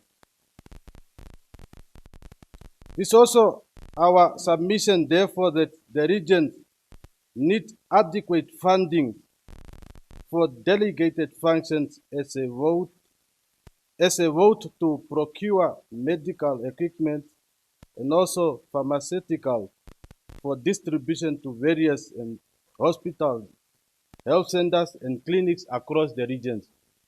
Because the current budget that is dedicated to the director, I think is not sufficient enough. Hence, we are appealing to the ministry at least to reconsider that budget that is dedicated to the director, to ensure that sufficient and effective services delivery is not hampered because of those bureaucratic processes that are taking place sometimes at the national level.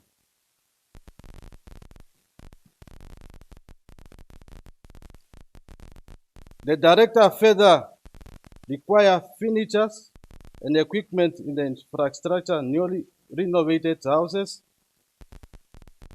and health centers and clinics.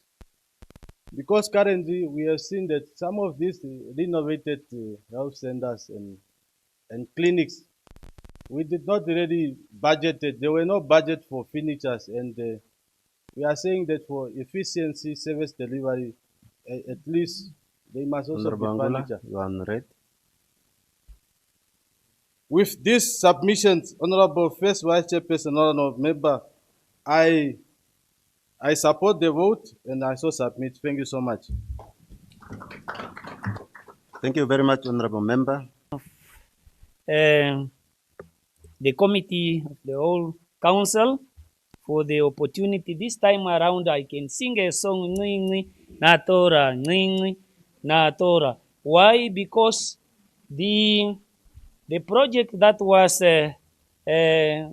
done groundbreaking 10 years ago in Kurenkuru District Hospital, I can proudly say it has got a budget of 50 million for 2026-2027 and 320 million 2027-2028 and then 370 million 2028-2029. Kavango, be happy. Your government is a caring government. So we are moving. We are moving. So though we were not happy all the past 10 years, now all these past 10 years after the construction, it will be like there were no 10 years past. So this is Namibia. We are moving. Honorable Vice Chairperson, Honorable First Chairperson of the Committee of the Whole Council. I'm happy to stand here with these honorable members. I think we are moving towards the right directions. I can proudly say, if this is the way all our houses move, Namibia will be a country number one when it comes to taking issues of the community. I can really read from the face of the honorable member that everybody is very serious. Under your chairmanship, Honorable Ndawanifa, we are really moving, and I commend you to continue, and I commend everybody to continue. But I still have some hiccup with the budget. I mean, with this budget book at page 84, renovation of health facilities, NPC code 20980. Just renovation of health facilities without telling us specifically where and where and where. And I'm observing when I'm reading this MTF, I think the Ministry of Health really need to look into this one. We want specific allocation. If it is Ohangwena, Ohangwena. If it is Kavango East, Kavango East. Or maybe Divundu, Divundu. So that we can really tell our community this budget is allocated for this specific area in this specific region. But not to have pregnant words like a renovation of health facilities just like that without knowing where. I think that is my hiccup. Otherwise, one would really prompt to think like where there is a school, there is a need to have a clinic. Because a school have got a number of learners and teachers. But if money grows like trees or like grass, one would really think when we are constructing a school, we put water and we put also a health facility for these learners and teachers really to benefit. And also to entertain our young graduates because they are graduating annually and they are hundreds in numbers, but they are moving in the street. after graduating because there's no way they can be employed to work. But if we created more clinics at almost every school, and then these graduates can be employed so that they can really render these health services. Otherwise, Honorable First Vice Chairperson of the Committee of the Whole Council, those are my contribution. And I move this vote without further delay for the development.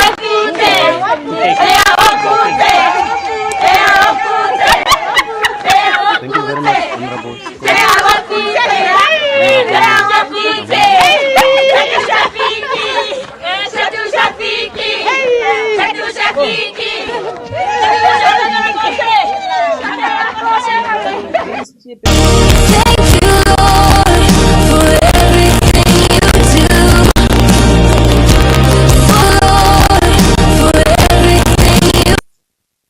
To fully decentralize the health directorate to the regional council, a step that will improve service delivery to our communities. While we welcome this delegated function, the region continues to face several challenges that I wish to highlight. I would like to submit key challenges regarding healthcare infrastructures deficit in the Ohangwena region, particularly with regards to Enana District Hospital, which forms part of my constituency. While the Appropriation Bill primarily focuses on the health provision in health centers across the region and the country at large, my submission argues that public interest must be interpreted through the lens of constitutional rights, specifically the rights to health and life. Honorable First Vice Chairperson of the Committee of the Whole Council, honorable members, the current state of Enana District Hospitals calls for urgent government intervention, including the possible use of expropriation powers to support its necessary expansion. Ohangwena is one of Namibia's most popular regions, second only to Commerce region yet. It remains without a functional intermediate or referral hospital.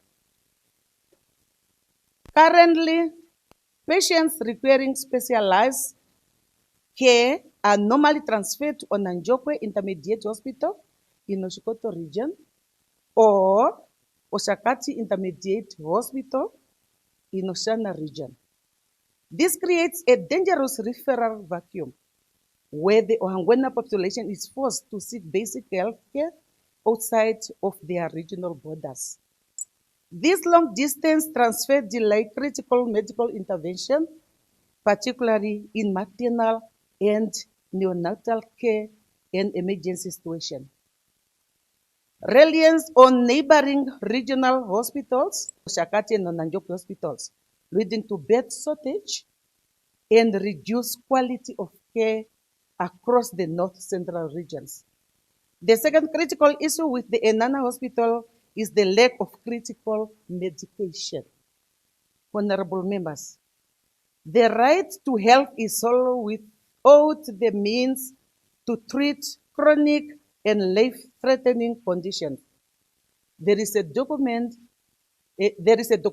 and long-standing availability of essential hypertension medications, as all of you may know, and other life-saving pharmaceuticals at the Nana District Hospital, a situation that needs serious yet urgent intervention, and this happens to all 14 regions countrywide. The lack of medicine extremely affects the unemployed and low-income residents of Enana and Ohangwena region at large, while private pharmacies may have stock of these essential medicines. The cost of these medicines is financially draining to the majority of the population. As we all know, hypertension is a silent killer, and the inability of the state to provide consistent medication leads to preventable strokes, heart failure, and amongst other complications. The third critical issue is the state of overcrowding in and out to the hospital. The hospitals is unable to carry and accommodate the demand of the inpatients and their care relatives. The situation even worse and more distressing inside the maternity ward. Honorable First, Vice Chairperson, honorable members, Ohangwena region has only 3 hospitals, that is Okongo, Engela, and Nana, which are insufficient to meet the needs of its growing population. As the Regional Council welcomes this delegated function, we call on the Ministry to allocate a substantive budget to address the urgent needs of the Health Directorate in Ohangwena region. I so submit, Honorable Vice Chairperson of the Committee of the Health Council. Thank you. Thank you very much, Honorable Anguo. Honorable Brandt.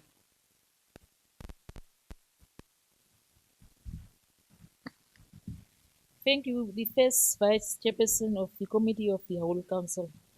I want also to contribute on vote 13.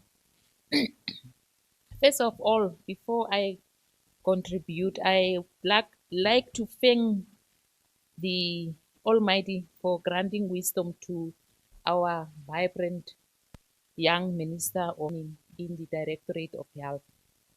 And I think a lot is going to change. We are facing the same problems that has already been mentioned all over the country. The same challenges that are in Otosonjupa are in Irongo region. But with time, I think changes are coming.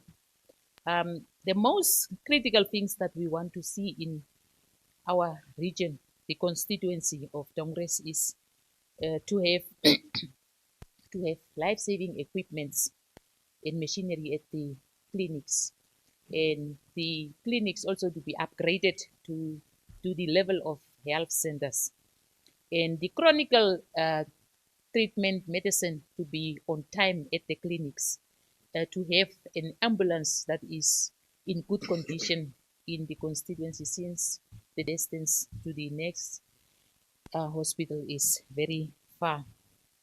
And then proper accommodation for the staff of Ministry of Health at the clinics. I thank you. And I support the vote, definitely. Thank you very much, Honorable Brandt. Honorable Sezuni.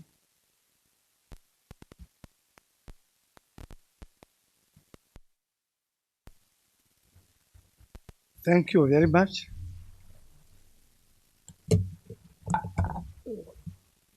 Thank you very much to have the floor. The first vice chairperson of the council, of the whole council, the chairperson of the committee and of the whole council. You know, it has been confusing, this. Very much. You have it right. We'll get there. Yes. The first vice chairperson of the whole committee, of the whole council, Honorable Dawanifa, the chief whip, Honorable Anguo, Honorable deputy ministers, and honorable members.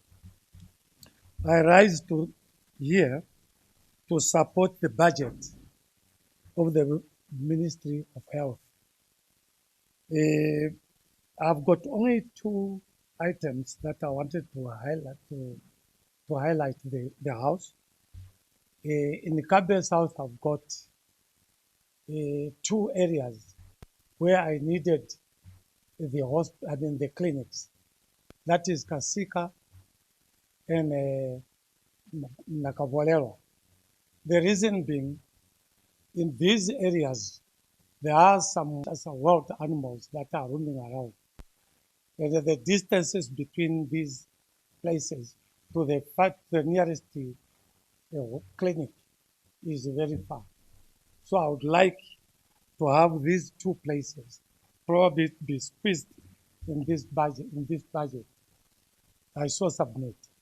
Thank you very much. Thank you very much, Honorable Member. Honorable Saini.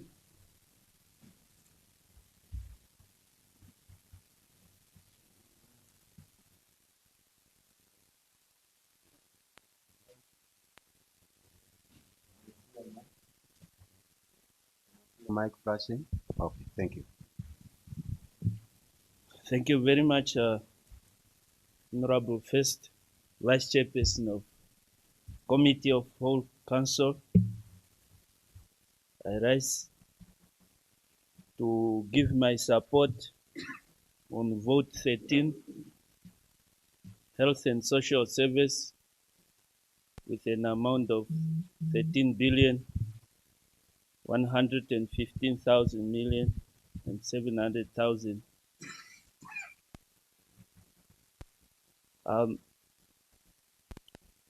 I think really in Oranjemund sometimes maybe we are a bit forgotten because we are very far from the capital city,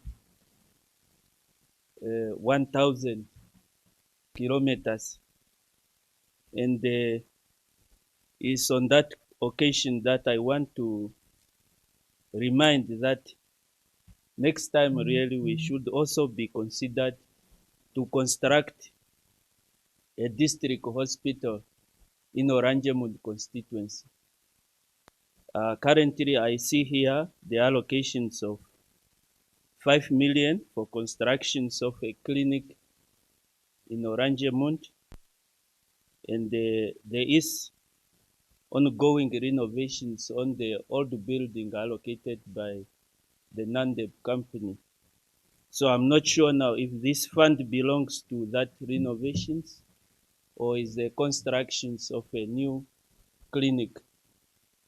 However, what is really the needs of the community is to have a district hospital in Roshpina, because Roshpina is quite central. If we put a district hospital there, it will be able to accommodate a resident from all single resident.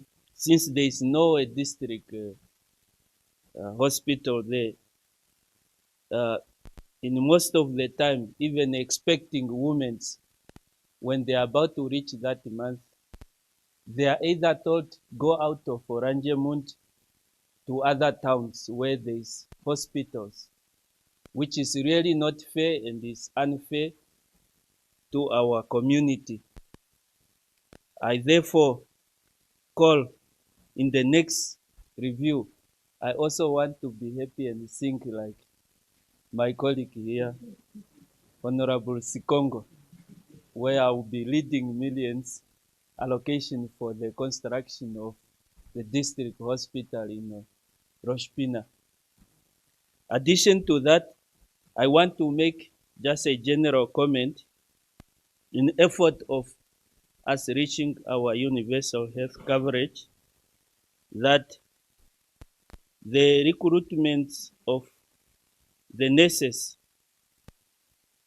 I want to advise the ministry that at least if we can consider recruiting the nurses from the Health Professional Council database, because in most time when these nurses are finished the training, they have undergone them in first instance maybe parents will a lot here, but nevertheless is that the others, they develop the country when I compare the situation to my region. Having said that, is that in Namibia, most of the rural communities are still struggling to have access to the basic healthcare services. That is the truth on the ground. Yeah, I know that the government is trying slow but sure, But comparing to Kunene, our people still feel like a bit left out because uh, most of our rural people, they do not have that access still. They are far from the health centers and clinic and hospitals. 30 kilos, 50 kilos, 40 kilos to the nearest one, whereby, yes, I have said already that most of my colleagues have said a lot. I'm just requesting that the more health professionals to be recruited. I know that the health ministry have done that, but it's not yet enough. And also there was a program in our region there, I don't know the other regions, whereby the health assistant, the community nurses were there to assist those community members in that villages. And that one, that it was a program funded by partners or by some Honorable Saimi, Samaritans. you switch off your mic. Sorry for interruption, Honorable Kwoko. Yes, it was a program was funded maybe by people from somewhere. But since those people, they withdraw, the program also died a natural death. And while the people are suffering on the ground, we have requesting as the councillors, but nothing came forth. So I'm still requesting the ministry with this 13 billion. 13 billion is too much money if it can be taken care proper, so that at least those community nurses to be recruited and trained and assist, while the other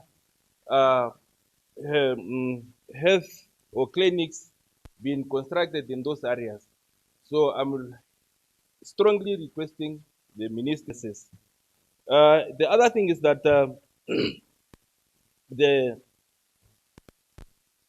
while we are there, in those areas, there's no those facilities.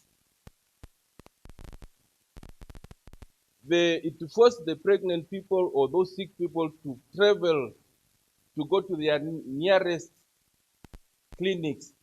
When they go there, there's no families. So they have to put tents in surroundings until that time is came. During that process, people are suffering. So let it fast track the construction of some clinics and hospitals in those areas. And the other thing is the ambulances. Imagine a clinic is 200 kilo or 110 like Yogangwatopo. There is no in the ambulance. There is sick people. We lost a lot of people. We have some data here, and it is paining. So I think with this also amount, at least somewhere there must be a provision of having or buying some ambulances to each and every clinic, not just in Kunene, everywhere where there is a lack or there's a demand. So that we can have that health nation. Yeah.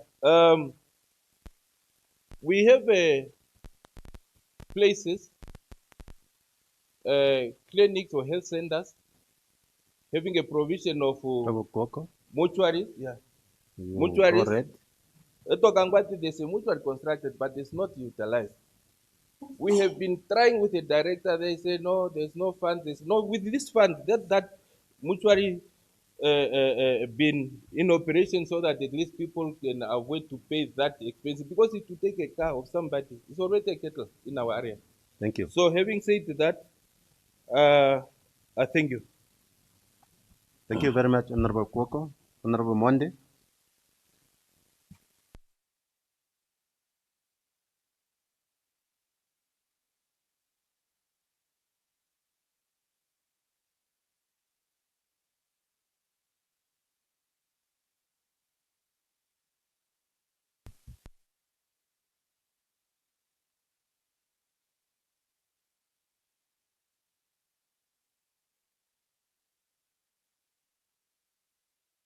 With specific reference to the healthcare infrastructure challenges and opportunities facing the people of the Commerce region. particularly in Windhoek district.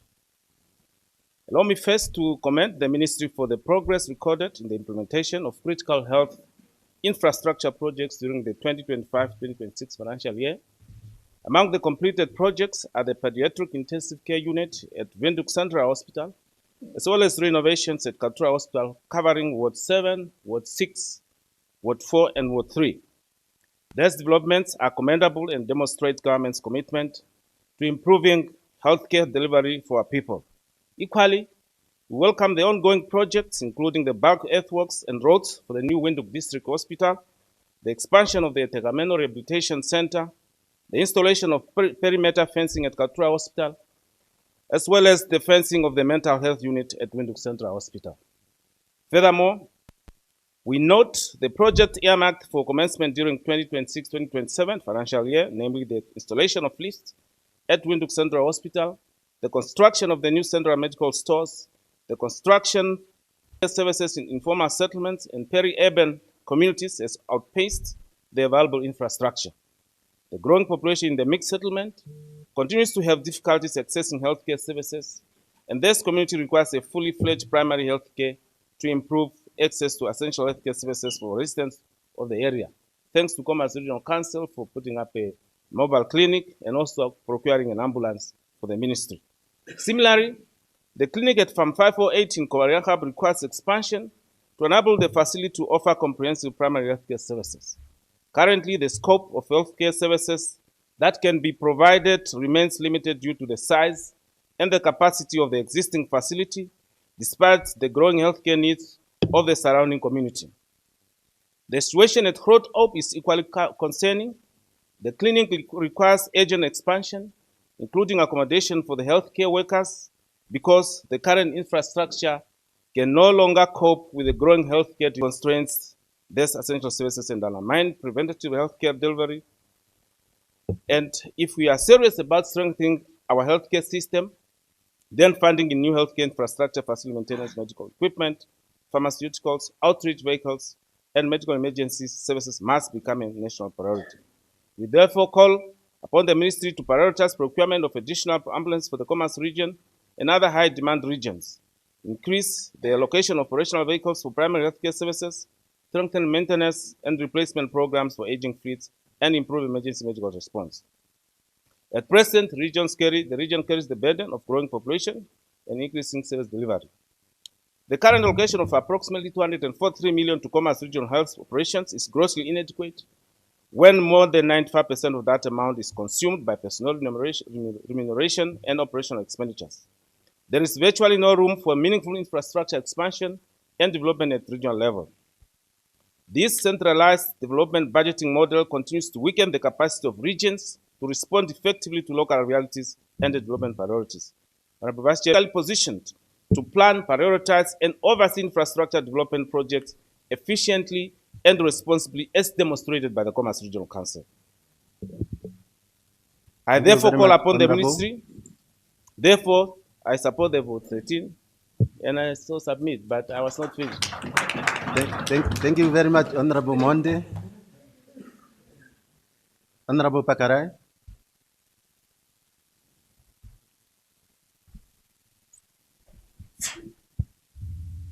Thank you very much. Once again, Honorable First Vice Chairperson of the Committee of the Whole Council,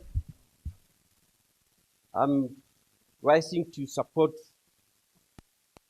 vote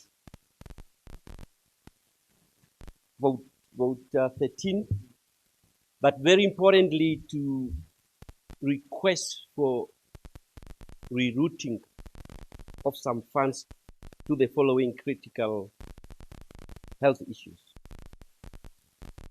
The fact that the National Assembly have initiated the mental health bill is because there are fundamental mental health challenges in this country. But it's only Windhoek and Oshakati Hospital that has the mental unit. It's important that we establish mental health hospitals in this country. We must established, we have, number one, we have inadequate facility for that matter. Secondly, health professionals are nowhere to be found in terms of the capacity required for this population. That's one. Two, and I'm hearing my honorable members and others are talking about the ambulances. Honorable First Vice Chairperson of the Committee of the Council, this is very heartening and very disappointing that in Maheke region, where we have 13 clinics, where we have a catchment population of 395 population, there are, as we speak now, functioning. There are only 3 ambulances functioning, and that is not acceptable. We therefore ask for this vote to reroute a substantive amount to make sure that the fleet, and especially on Maheke, is in the ICU in terms of the fleet.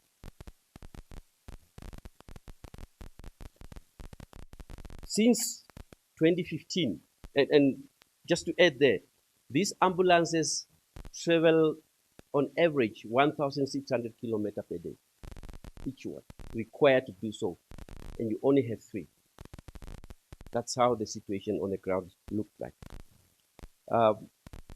Thirdly, since 2015, Oshiarwa village is a village that Maheke Regional Council is supporting, have planned and surveyed to move from the growth point to a settlement. And as we speak now, there is a school, and this school, mainly the learners from these schools are from the San community members, over 450 of them. And the clinic at this particular village has been approved since 2015, but not yet funding has been made available to this effect. So this, while I'm supporting the vote, I'm humbly requesting a reroute of the funds to the aforementioned items. So I submit. Thank you. Thank you very much, Honorable Pakarai. Honorable Mkete. Thank you, Honorable Vice Chairperson of the Committee of the whole Council. I am also obliged to support vote 13, the Ministry of Health and Social Services. Also, I am appreciate for the work of the ministry done for the people here in South region. Lastly, we received the health center, Shkurufitu, in Namlinga constituency, and also a clinic, the Pandamiti in Tai constituency. We appreciate for that from our ministry. This, other hand, we are requesting, the other hand, we are appreciate for the government. It's not quite, it's continue to assist their people. Whenever that appreciation, we also make an also a Nesi health center, so as requested, so to become a district hospital, as well as Onanjamba. Nesi health center, it is caters people from far behind Kunene, and those are cut on Nesi health center, the Otapi and the Sun district, Kahao and the Shkuk. But we need also these two, Onesi and Onanjamba. Onanjamba also close to the border. Here is the challenge. We are here in Namibia, and another challenge is immigrated from neighboring Angola here. Now, when you visit this, the current district, you know, Tapi, Sandi, Kahao, the Shkuk, you find there is full people scattered around, and they take long at the hospital instead to get few to attend at the back home. With this, Honorable Vice Chairperson, also, we also need to the ministry also to attend on this one for people get their service. With these remarks, I full support to this vote 13 to the Ministry of Health and Social Services. I thank you.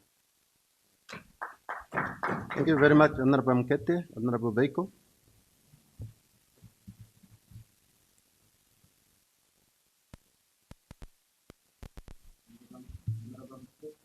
Mkete? Okay, your mic. Thank you. Of the whole council, honorable members, I would also like to highlight the critical need to strengthen mobile clinics services under Vote 13. Health and social services, particularly in Kavango West region and other regions, as honorable members have already mentioned it, where long distances remain a major barrier to accessing health care. In my constituency, residents from villages such as Hema and Nkuyumuko travel approximately 65 kilometers to Rupara Clinic and about 35 kilometers to Garua Clinic just to access basic primary health care services. For elderly persons, pregnant women, and children, these long distances often result in missed treatments and delayed medical attention, leading to serious health complications. I therefore urge the ministry to allocate dedicated funding for well-equipped mobile clinics with scheduled outreach programs and adequate staffing to bring essential healthcare services directly to these underserved villages. Such an intervention will reduce the burden on fixed health facilities, improve early detection on treatment of illness, and ensure that the right to health care is enjoyed by all Namibians regardless of their location. Honorable First Vice Chairperson of the Committee of the Whole Council, honorable members, I support vote 13. I so submit. Thank you very much, Honorable Veiko and Honorable Marungu.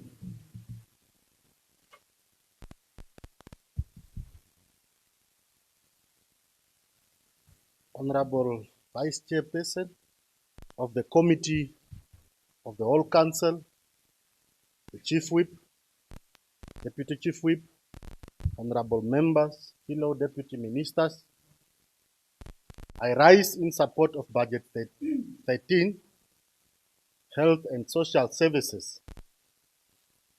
This allocation is a lifeline and it demonstrates this government's continued commitment to the constitutional right to health for all Namibians. The fight against HIV and AIDS, tuberculosis and maternal mortality, as well as the expansion of primary health care, deserves our full backing. Therefore, my support for this vote is unequivocal. However, Honorable Vice Chairperson of the Committee of the Whole Council, as I voice my support, I must bring to this House the stark realities facing the people of Ndongalinena constituency in the Kavango East region. The plight of the inland communities. The greatest challenge we face is the complete absence of a clinic in the first inland areas of Ndongalinena. While the constituency has a facility in the settlement, Many of our people living deep inland, villages like Samashwa, Kanyumara, Gude, walks over 20 to 30 kilometers to reach the nearest point of care. Pregnant women are forced to undertake this treacherous journey for antenatal care, often delivering by the roadside. The elderly and chronic patients default on their medication because they simply cannot afford transport or manage the distance on foot. Malaria and diarrhea disease, which are time sensitive, become death sentences due to the delay in reaching a health facility. Honorable Vice Chairperson, no Namibian should die because a clinic is out of reach. We cannot preach universal health care coverage while leaving islands of our population in a health desert.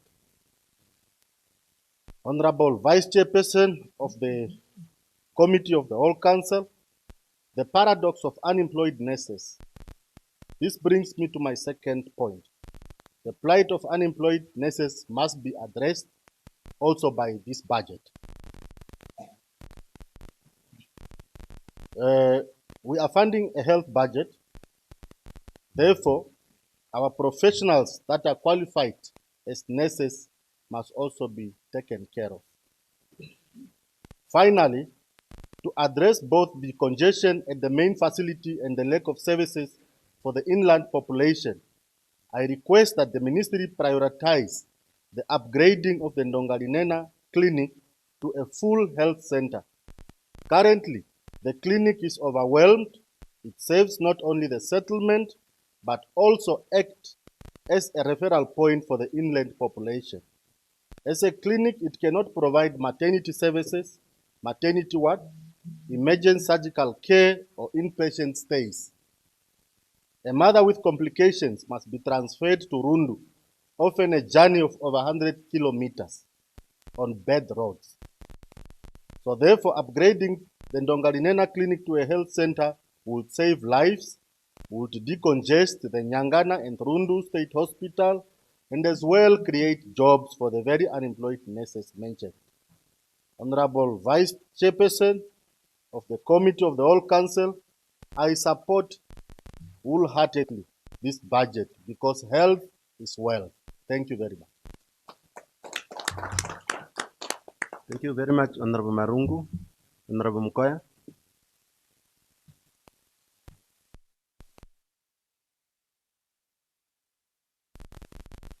So, good morning. I'm sorry. Yeah, I'm still sleeping, Honorable.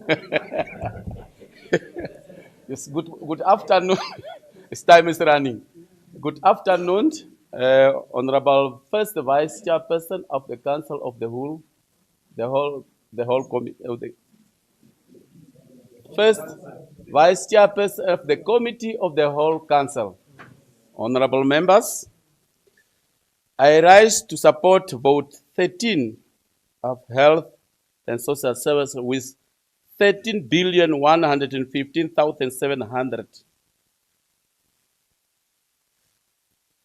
The critical challenge on this ministry is alluded by my colleagues. I'm just direct to give information.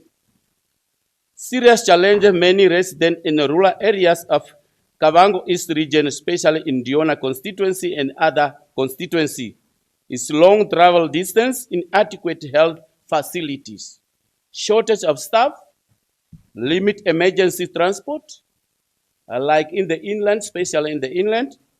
This challenge continue to put the life of our people in a risk, especially during the emergencies such as malaria outbreak and maternity health complication. My concerns are as follows.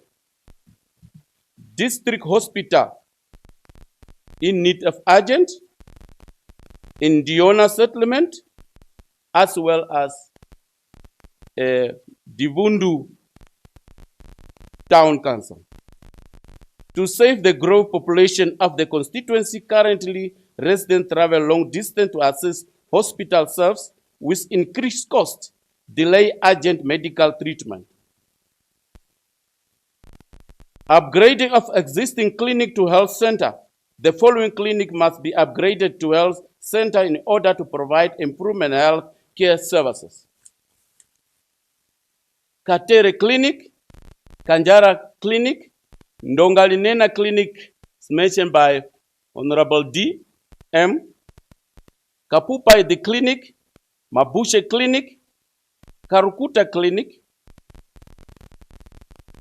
Upgrading this facility will bring better health care service close to rural communities. Point 3, construct of new clinics.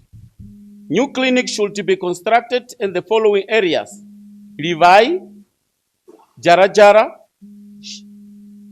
Shamashwa as mentioned by DM, Shanyashi, Dithimba or Kambimba, Kanyumara as mentioned by DM, Mukubi, Tire Road. This community are far from existing health care facility, and the residents often struggle to access medical assistance on time. 4, accommodation for nurses in rural areas. Government must construct proper accommodation for nurses in rural areas. The lack of accommodation contribute to frequent transfer of nurses from rural clinic to urban areas, leaving our community underserved. Shortage of vehicle in the inland, especially at Kanjara. The clinic does not have even single vehicle. At least 2 additional 4x4 vehicles are needed because many roads in the area are sand and difficult to assist. Recruitment of more health workers, community nurse. As mentioned by my colleagues, the ministry should recruit more health workers who can conduct outreach programs by going house to house, especially in the village, in the remote inland areas to assist vulnerable residents. Recruitment of more nurses. We have many qualified nurses who are currently unemployed while our clinic remain understaffed. The ministry must recruit more nurses to improve service delivery in a clinic and hospital. Provision of more ambulance. More ambulance are an urgent needed in rural area to save faster emergency response and save life. Referral hospital in Kavango East region. Referral hospital should be established. Construction Kavango East region to reduce travel distance in Windhoek and lower finance. I support vote 13. Thank you very much, Honorable First.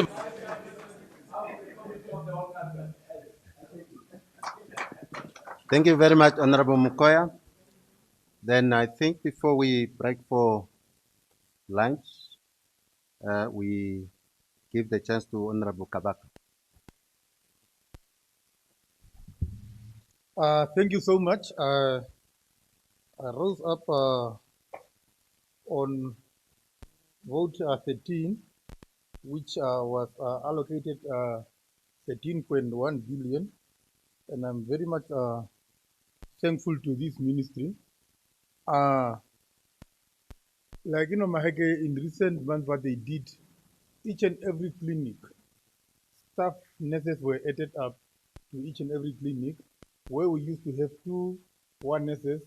At each and every clinic now we are having up to 5 nurses, plus a pharmaceutical, so which bring a 6% in now. The other thing is also that this construction of 2 new clinics, the one at Chakaben here and the other one at Duplessis. Also, there is an upliftment from clinic to a health center in Aminus. It's in the current MTF. So that is honestly, I'm thinking this ministry that they are trying all they can. But we are having problem with ambulances. We had to have one ambulance that was shared between 4 clinics. A brand new ambulance could not even last for a year because it has to be shared between an ASAP clinic, Oshimanangombe, a Pokiro Post 3, and then a Pokiro RC. So each and every second week, that ambulance has to go for service. So that ambulance could not even last for a year. It was donated by the Catherine Bullen Foundation. And it is very, very risky just for one driver to drive in the morning 360 kilometers from ASAP. You have to go to Kopapes, then there is an emergency. You have to come back to Chimanangombe, drove again. So that's why sometimes we were having drivers who were involved in accident ambulance driver. The other things, our clinic does not have standby generators. So remember this electricity, when there is rain or there is wind, when power goes off, then the clinic, there is also a blackout at the clinic. So we need standby generators at our clinic. And the other thing about the clinics, we need to upgrade the Epukiro Post 3 clinic, Talismanes clinic to a public health center so that at least we can have a doctor there, including the one of Leonardville also, so that we can decongest the Kopapes hospital, because with a public health center, you will be provided with a doctor. Some people are just been referred to a hospital just because of some minor issue that need a doctor attention. So if we can create a public health center at those clinics, we will decongest the Kopapes hospital. So finally, a place like Dreamiopsis, where there are 2 schools, need a clinic also. We need a clinic at Helena as well as Oshiara Growth Point and Helena Growth Point together with the Dreamiopsis Growth Point, because at these places we are having children, there are schools, so we need to create clinic also so that we can also accommodate those people, because they have to travel long distances for them to get medical attention. So I support both settings. Thank you so much. Thank you very much, Honorable Kavaka. Any further discussion? I see none. An objection? I see none. Agreed to? Thank you. Honorable members, our time shows that it's lunchtime. So therefore, I just want to appeal the honorable members that after lunch, we must come on time so that we start exactly 1400 or 2 o'clock, because we have got about 3 votes to go through. So therefore, it will take time again, because I can see the demand of the honorable members from the House to contribute. And I think if this is the momentum that we'll be following after lunch, then we'll end up maybe very late, 4 o'clock, 3 o'clock there. Therefore, let us come on time so that we can continue with the rest of the 3 votes. With that, honorable members, Secretary, the House is adjourned until 14 hours.